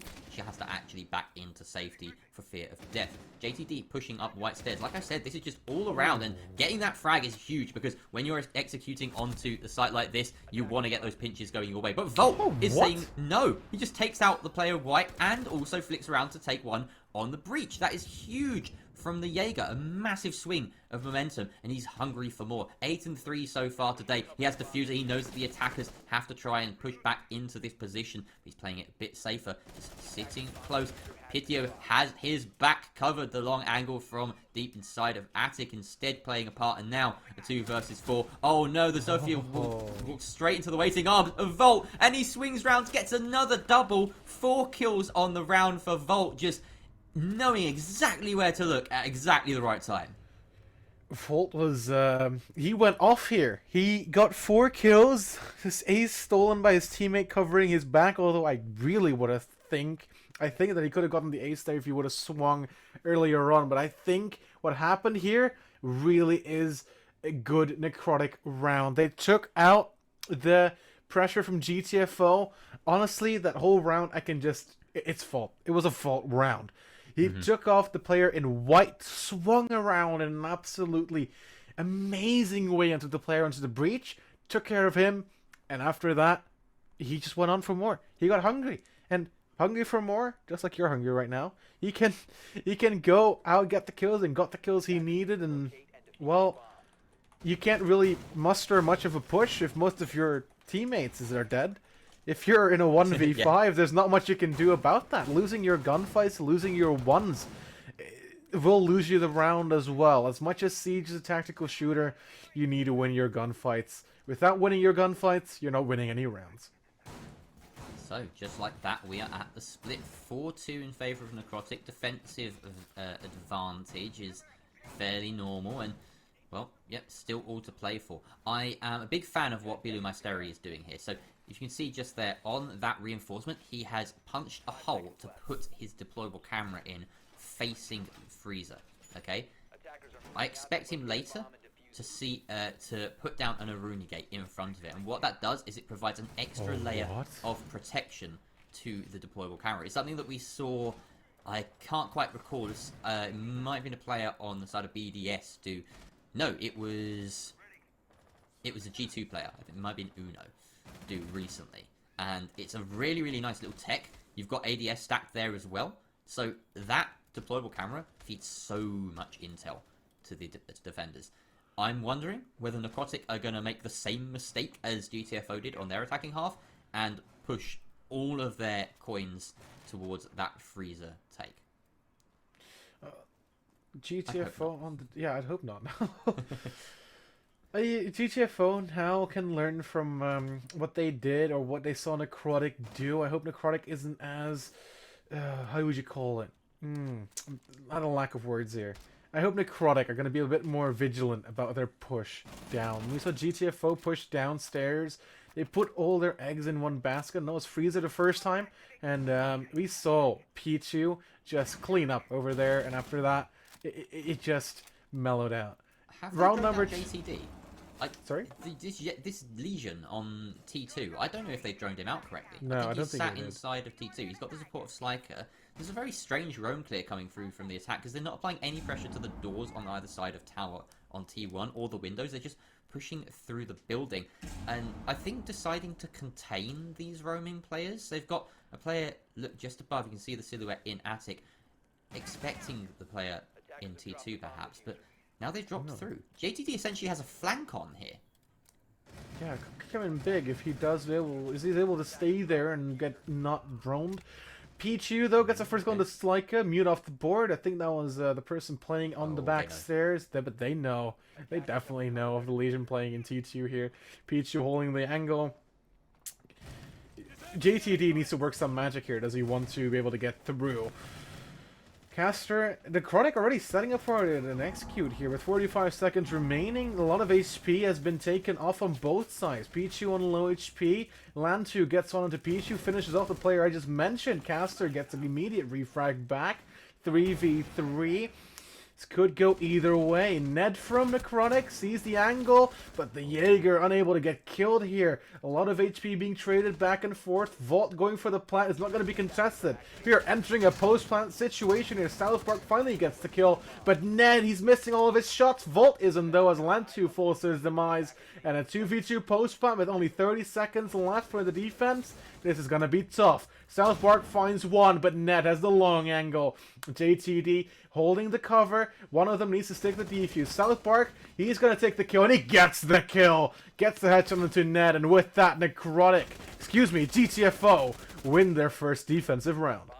And they absolutely needed that one. So close in the end. Again, a Freezer Laundry push. Just failing for the attackers. They managed to get the defuse down in a 3 versus 3, so certainly a lot better than GTFO managed, but Necrotic just didn't have what it takes in the post plant. Wonderful play by the remaining defenders, all chipping in. That flank down the main stairs, or down the laundry stairs, didn't even really matter from JTD in the long run. He just had to get back to site at that point. It was the work of Southbark and Sliker on that Jaeger and Warden duo, just picking apart the remaining players in that post plant and doing the good business. Now, I'm looking here, and I'm seeing a Tachanka on kids' dorms, and I'm excited because Tachanka doesn't just get brought out. You have a plan now with Tachanka. I mean, you always had to have a plan with Tachanka, or you would just leave him. But now, there are some really nutty things you can do with his Shumaka grenades if you are well prepared, if you've learned how to bounce them. There was some impressive display of Tachanka and his newfound capabilities by Noodle in the, I believe it was either the quals or in Major Division at some point, where he was playing on Clubhouse, and Kenny rightfully pointed out that this was very innovative, very new. He managed to position his Shumakas playing at the top of red stairs, shooting them towards the default plant by a server stack and bouncing them around the corner. So much more effective and numerous than the smoke canisters in that given position. And, I mean, you're stacking him with smokes on this defensive setup now. I'm really, you know, not looking forward to being in Necrotic shoes, right? If they're face down with constant flames and toxic gas, then what can you do? You can barely move. You have to make sure you get the pick on one of these players. And if Billy Maesteri knows this map, like I hope he does, he's going to have some really nasty little trick shots with those Shumaku grenades to feast our eyes upon. The way it's set up right now seems to be wanting to deny the attic push, which is it's a very valuable effort here. I mean, he has 10 of those grenades, if I remember correctly, and I think they go for 10 seconds each. So that's a lot of time that he can waste just by sitting there, not to mention that Necrotic need to get the breach open in the first place. But we'll see how Bilu Maesteri is going to use those Sumika grenades later on to the round. A very fast start here from Necrotic, getting control of the bathroom side of, or the shower side of Oregon. Getting drone in front of him, Shundi needs to go onto entry fragging roll, needs to start getting some kills here. And I think that's exactly what he wants. Looks up, sees the vertical hole, starts to pre-fire, but there's nobody there to receive his bullets. There is somebody there, though, that is probably holding the angle, and he needs to be aware of that. Does he want to push in? Not just him, but also his teammates, as that angle is very, very strong for the defense. There's a neat strategy coming through from Necrotic. I think they must have watched Reaper's recent video about pushing big window for this particular site and sending up white stairs eventually. Pressure from beneath in kitchen is key to move that Kids Dorms players out of position. Pichu will find JTD a key opening frag onto the Valkyrie. A C4 gone as well. Oh, Cindy almost pre-firing the exact location of the smoke, but he's just not lucky enough. Capsa will find one, but he's taken down in immediate response by the LMG of that Tachanka playing inside of Attic. And the push is coming through right here on big window and up white stairs. Don't know if it's working out especially well for the attackers. They do still have that man advantage, but these key anchor positions are difficult to surmount here. Bilu Maesteri holding firm quite far back. Sliker still inside of Kids Dorms. This is a key position that needs to be unseated. Lantu Kaseri can get that long angle towards the window, but here we go. The delay. Suddenly the Shumiku grenades and the gas canisters become a massive factor in this round. Can they even begin to think about pushing through them? Sundi thinks twice about holding that angle for much longer. He has time against him. Ned has gotten into Kids Dorms and is actually planting by the big window in that corner.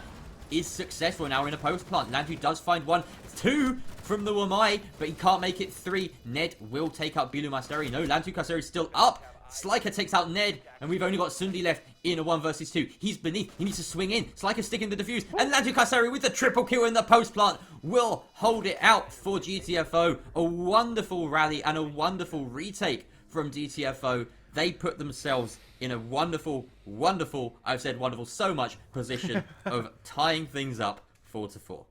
We've got a match on our hands there, Jerry. Might be going the distance yet again.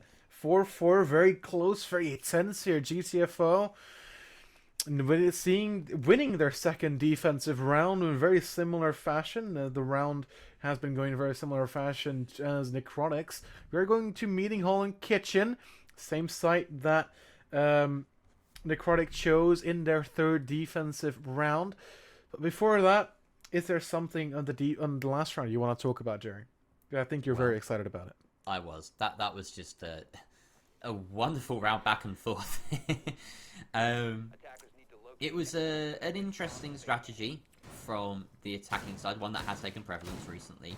BDS especially do love doing exactly what we just saw, where they grab control of kitchen, apply pressure from beneath, remove that anchoring player, and then begin the push in through big window. Usually, if you get a plant down in that position, you've got it won. But the bodies just weren't there on the side of Necrotic. I feel as though Sundi didn't quite get the memo. He understood that he needs to clear out underneath, but then the post-plant positioning just wasn't there from the Ash. Going outside to big window may have been much better than swinging into Kids Dorms in that situation, and he was just a little bit behind the flow of the rest of his team. But essentially, he cleared out the player in Kids Dorms. That was his initial job. The problem was, it was just retaken. Like, he couldn't keep them out. You need to be pairing it with presence at the top of white stairs so that once that player retreats, they are trapped. They cannot cut back across to that western side of the site. And it wasn't there. So a slight bit of disconnect between the players of Necrotic, and a great strategy, just out of sync with each other ever so slightly. So you're moving into kitchen meeting here, a site that Necrotic lost, and as I did say back then, it's not necessarily because they played it bad, it's just, it's so tough to hold this with that Thatcher being in play. As though we say that, the wall gets open. Was that a pre-fire? No, it's not. It's suddenly getting to go to Slyka. The smoke off the board. That's a lot of delaying utility off the board very early on here. Without even a minute passed. Oh. Ned is going to get another kill into Bilu. And with that, the man advantages strongly in the favor of Necrotic. 4-4 here. Picks up his own drone.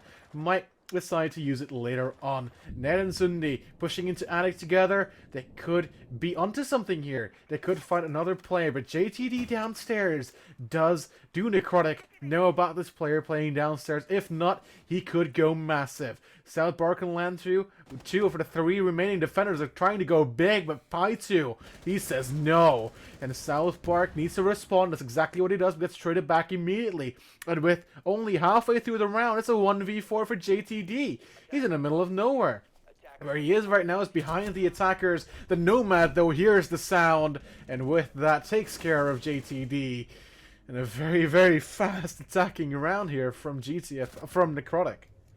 Yeah, it just seems as though, unfortunately, for the defenses on these in this match, neither can really hold meeting effectively. They didn't really set up especially well to do that.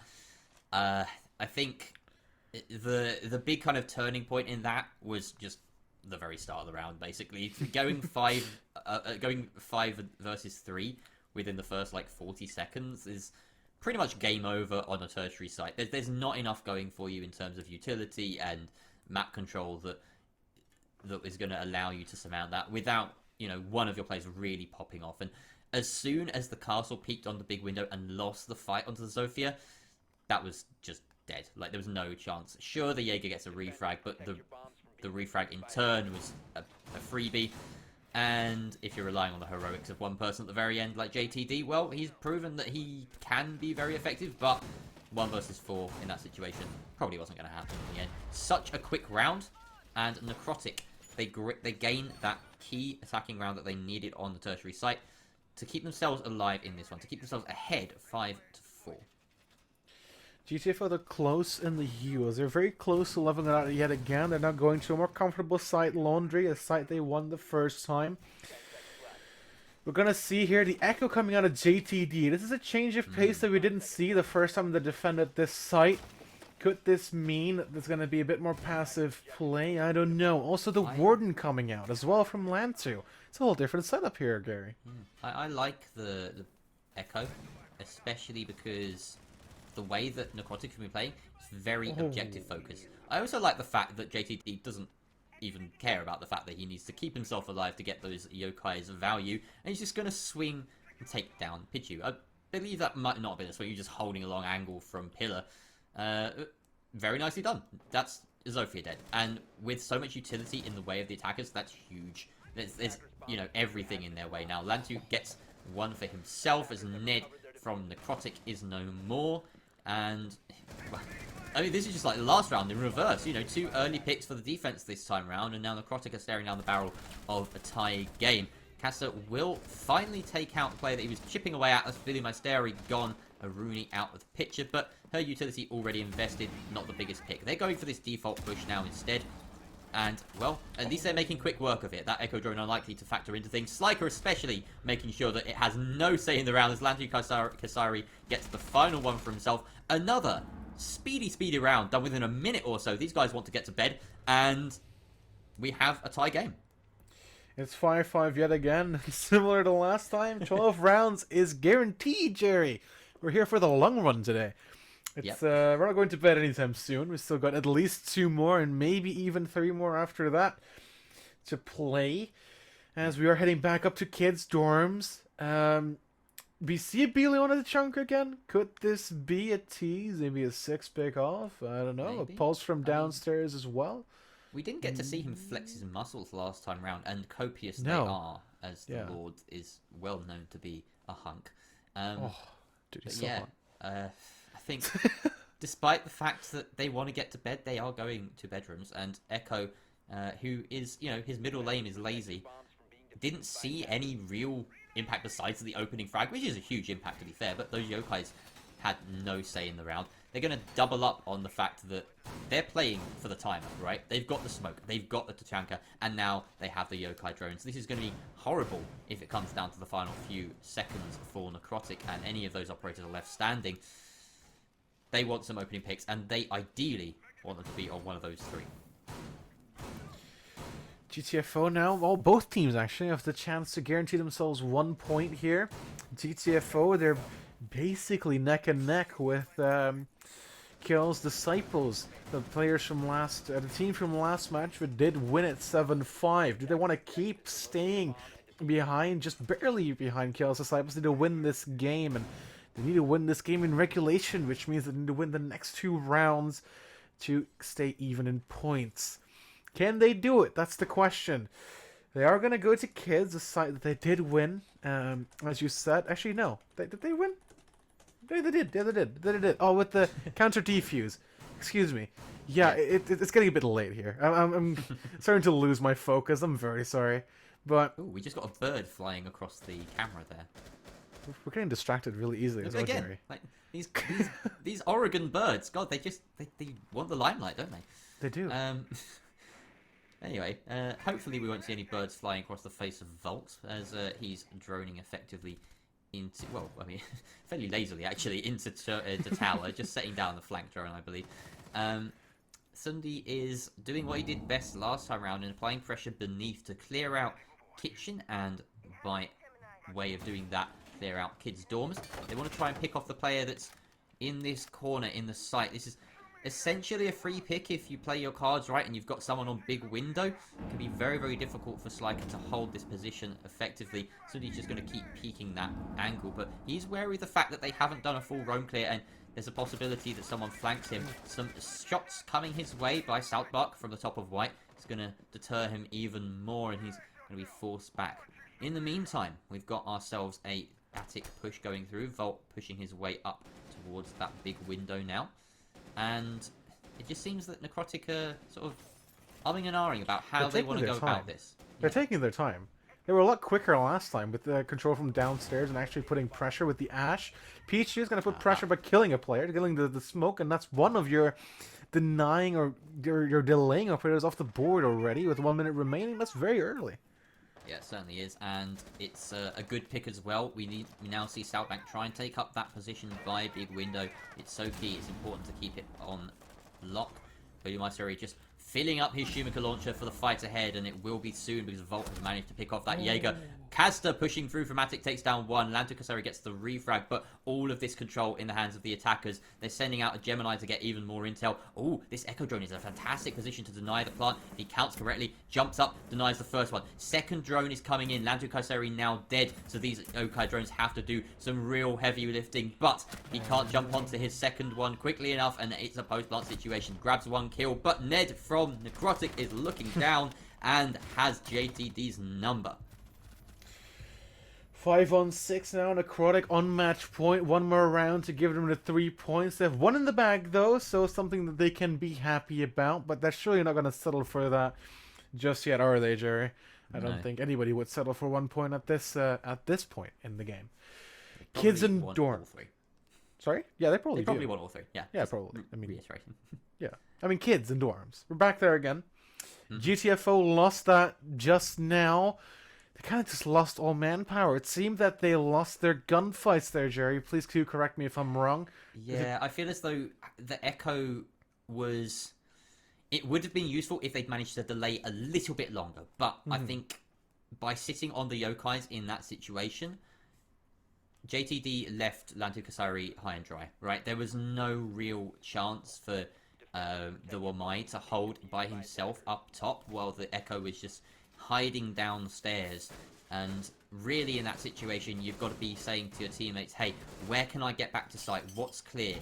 You know, at that point, I don't even think main lobby cam default had been taken down, and neither had the top of Armory. So you can quite easily say to your Echo, hey, just get back towards the site. Get back to Wolf and just help out. Because it's 4 versus 2.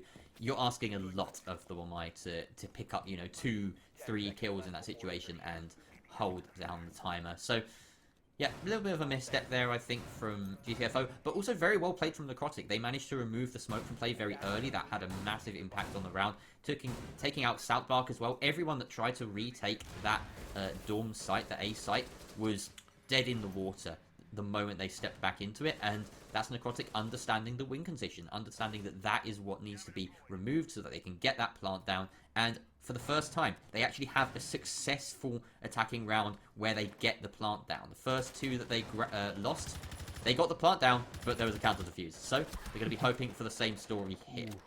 Peachy losing some HP there by Southwark, aggressively peeking the big window. With the first opening kill being very instrumental to these teams winning rounds. Oh, Pichu taking the head off the Tachanka. And there goes that area denial of the Shumika launcher. Southbark, I could go for the refrag, but it's such a risky play to do. It's high risk, high reward. It's up to them now, but they're in a round disadvantage and a man disadvantage. But not if JTD has anything to say about it. He leveled things up, at least in man count, and hopefully in round count as well later on inside the round. Zundi off the board. It's the Ash, but an Ash for Tachanka. I think we can clearly see who won that trade there, Jerry. It's an interesting one. Usually the Ash would be high value in this situation. Certainly the destruction from beneath is important, but there's very little sort of indestructible, or sorry, bulletproof utility on this defensive setup. So really, the loss of the Ash isn't too big there, and the Tachanka Shumaka grenades are pretty valuable. So it's a bit of a skewed trade in terms of how we usually see that play out. And Southbark, once again, is left in this position of trying to hold inside a kid's dorms, the dorm's main hall, and he's just aware of the fact that he doesn't want to be pinched out from beneath again. He's playing slightly more advanced with the hard cover of this bunk bed.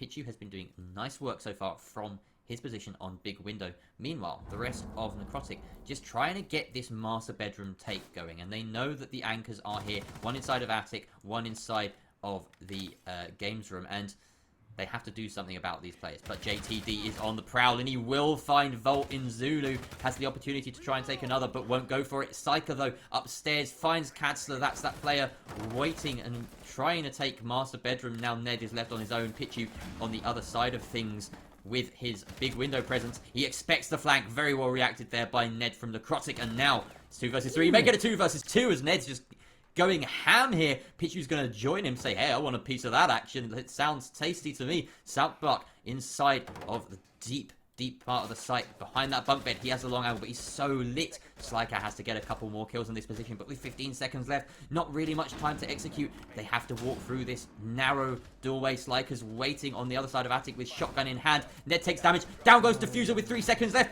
and Slyker with a double kill at the very end of things. Shotgun at the ready is enough to push us all the way to overtime. Slyka keeping GTFO's dreams of winning this match alive. A double kill with the shotgun. Knew his teammate was low in HP playing inside of Hobo. And with that, Jerry, we're going into overtime. Second time today, third time we've had a long game on our hands. We're in here for the long run today, ladies and gentlemen. Laundry and supply room. GTFO start on defense. This has been a defensive-sided map so far. Both defenses winning 4 rounds. So, if history repeats itself, GTFO have come out as a clear... GTFO started out as a clear winner here in the overtime situation. So, let's see. Can GTFO, do they have the stamina to pull through, or is this late game some of these players gonna wear them down?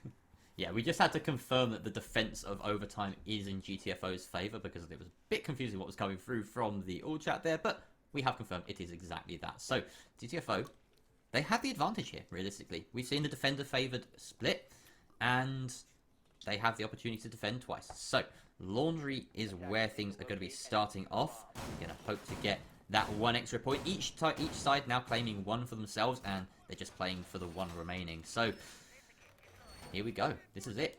All things aside, it's been a great game. I think these sides have been so evenly matched. We've seen some really good matches today in the Open Division. We've been treated to quite a long one, but a very entertaining one nonetheless. And GTFO now they're continuing on the defense. We're seeing the same kind of setup with that Warden. No Echo in play. They've adjusted sort of onto and now back off of the Echo in favor of other utility. JTD on that Legion instead. And I'm a fan of it. I think that the Echo wasn't really working out for them.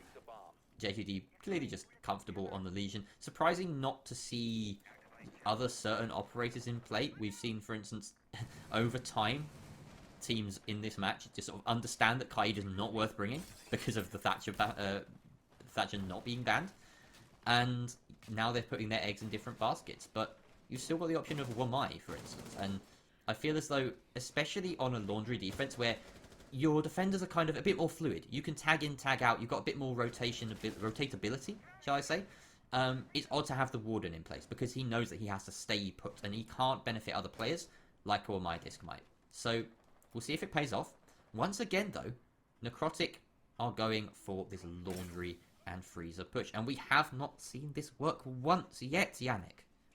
No, they're definitely choosing for an interesting strategy here, something that hasn't worked, as you said. But, I mean, hey, maybe second time is the charm. We'll see how this will work. Let me just a couple of minutes here. They're droning in, so they are definitely taking their time to drone everybody out to see where everybody's located. Is that Hatch muted from downstairs? Yes, no probably Cade. Elevated. You can get an elevated jammer, right? It's true. like the OG one on top of the washing machine. Oh, that was a good time back in the old Oregon. But let's stop rambling about it here. We're down to the serious meat of the game here. 6-6 the time. Slika playing in backstairs. A bit of aggressive peek. JTD is going to show some aggression, getting the kill onto Ned from Necrotic or Hibana off the board. But her job is done. Bilu following up with one onto Cindy. And now your Zofia is off the board too. Suddenly, GTFO look very good in this round. Got a player playing in Freezer, Bilu not giving him that gunfight, and a lot of roam presence here still from GTFO. Oh, this is just a playground for GTFO right now, but Necrotic have found a double kill. Pity just laying down the hurt onto the two anchors, and now it's all about the roam from these players on the defense. They might have invested a bit too heavily on it. Bilu Maesteri still remaining. I correct myself, but now he's gone. Caster's Curse strikes again as Pichu is just tearing up. He's got a quad, ladies and gents. He's found JTD. Volt will find the plant.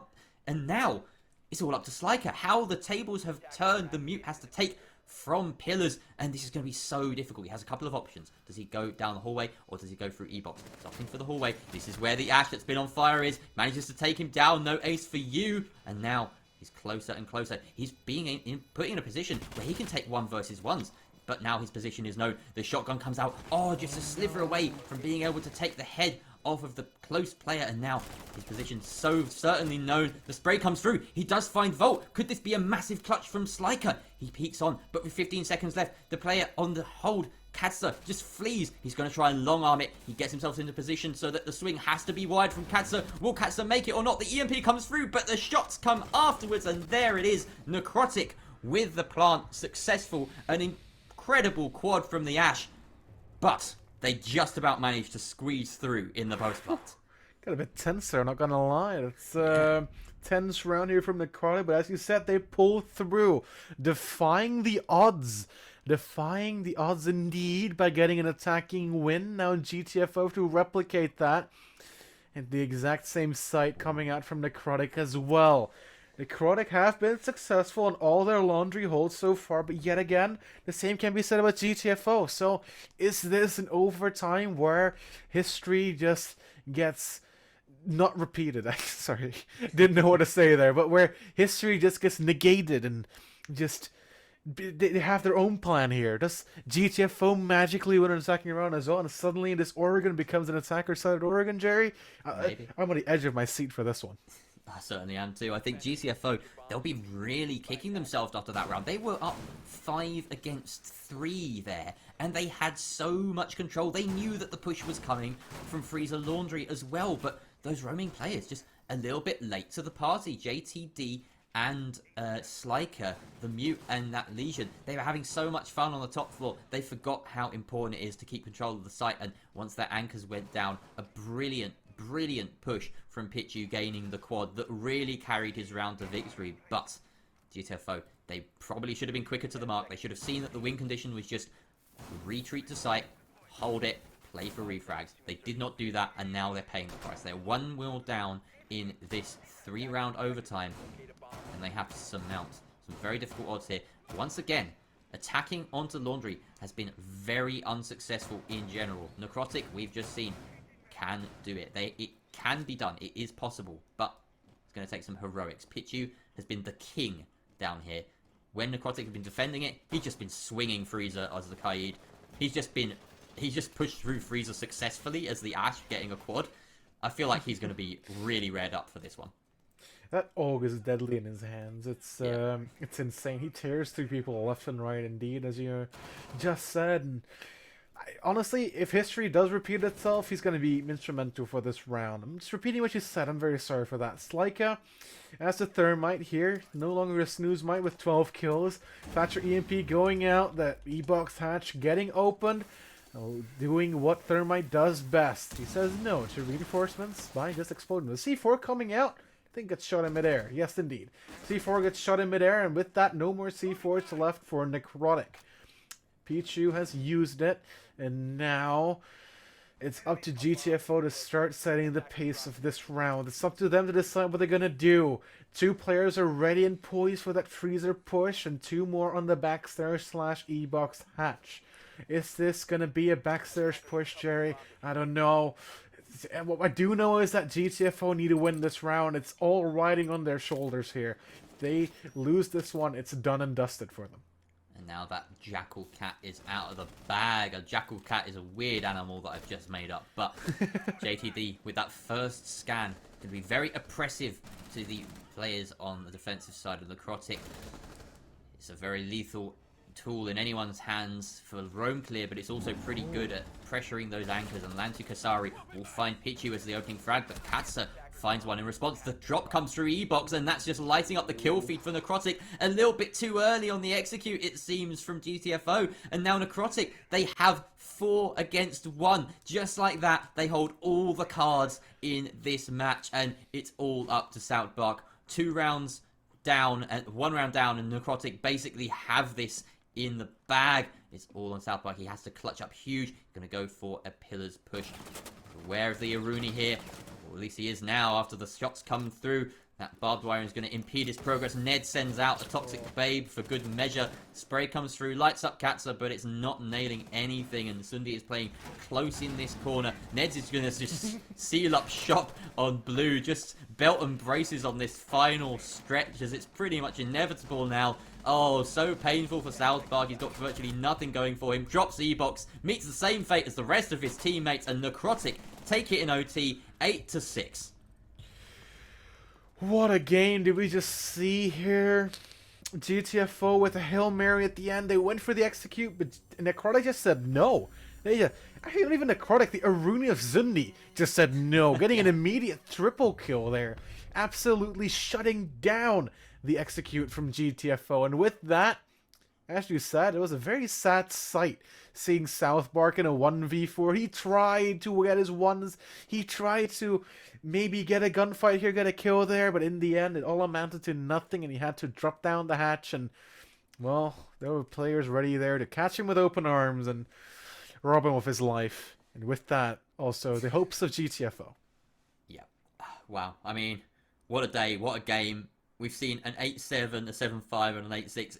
It's been a long, long haul, but the entertainment has come in spades. It's been a wonderful evening with you, Yannick. I'm let's say we'll bring this to an end fairly soon, because we're so hungry. We are hungry. We were hungry for good games, and they delivered. We were also hungry for food. So thank you very much, everybody that's come along to watch this stream. I know it's been a long one, but it's been a privilege to cast for you and to cast with you as well, Yannick. Thank you very much to our observer Grissom, who's been in it with us all the way. And we will be back on Friday with the remaining 2 Open Division matchups. We'll see you then. Goodbye.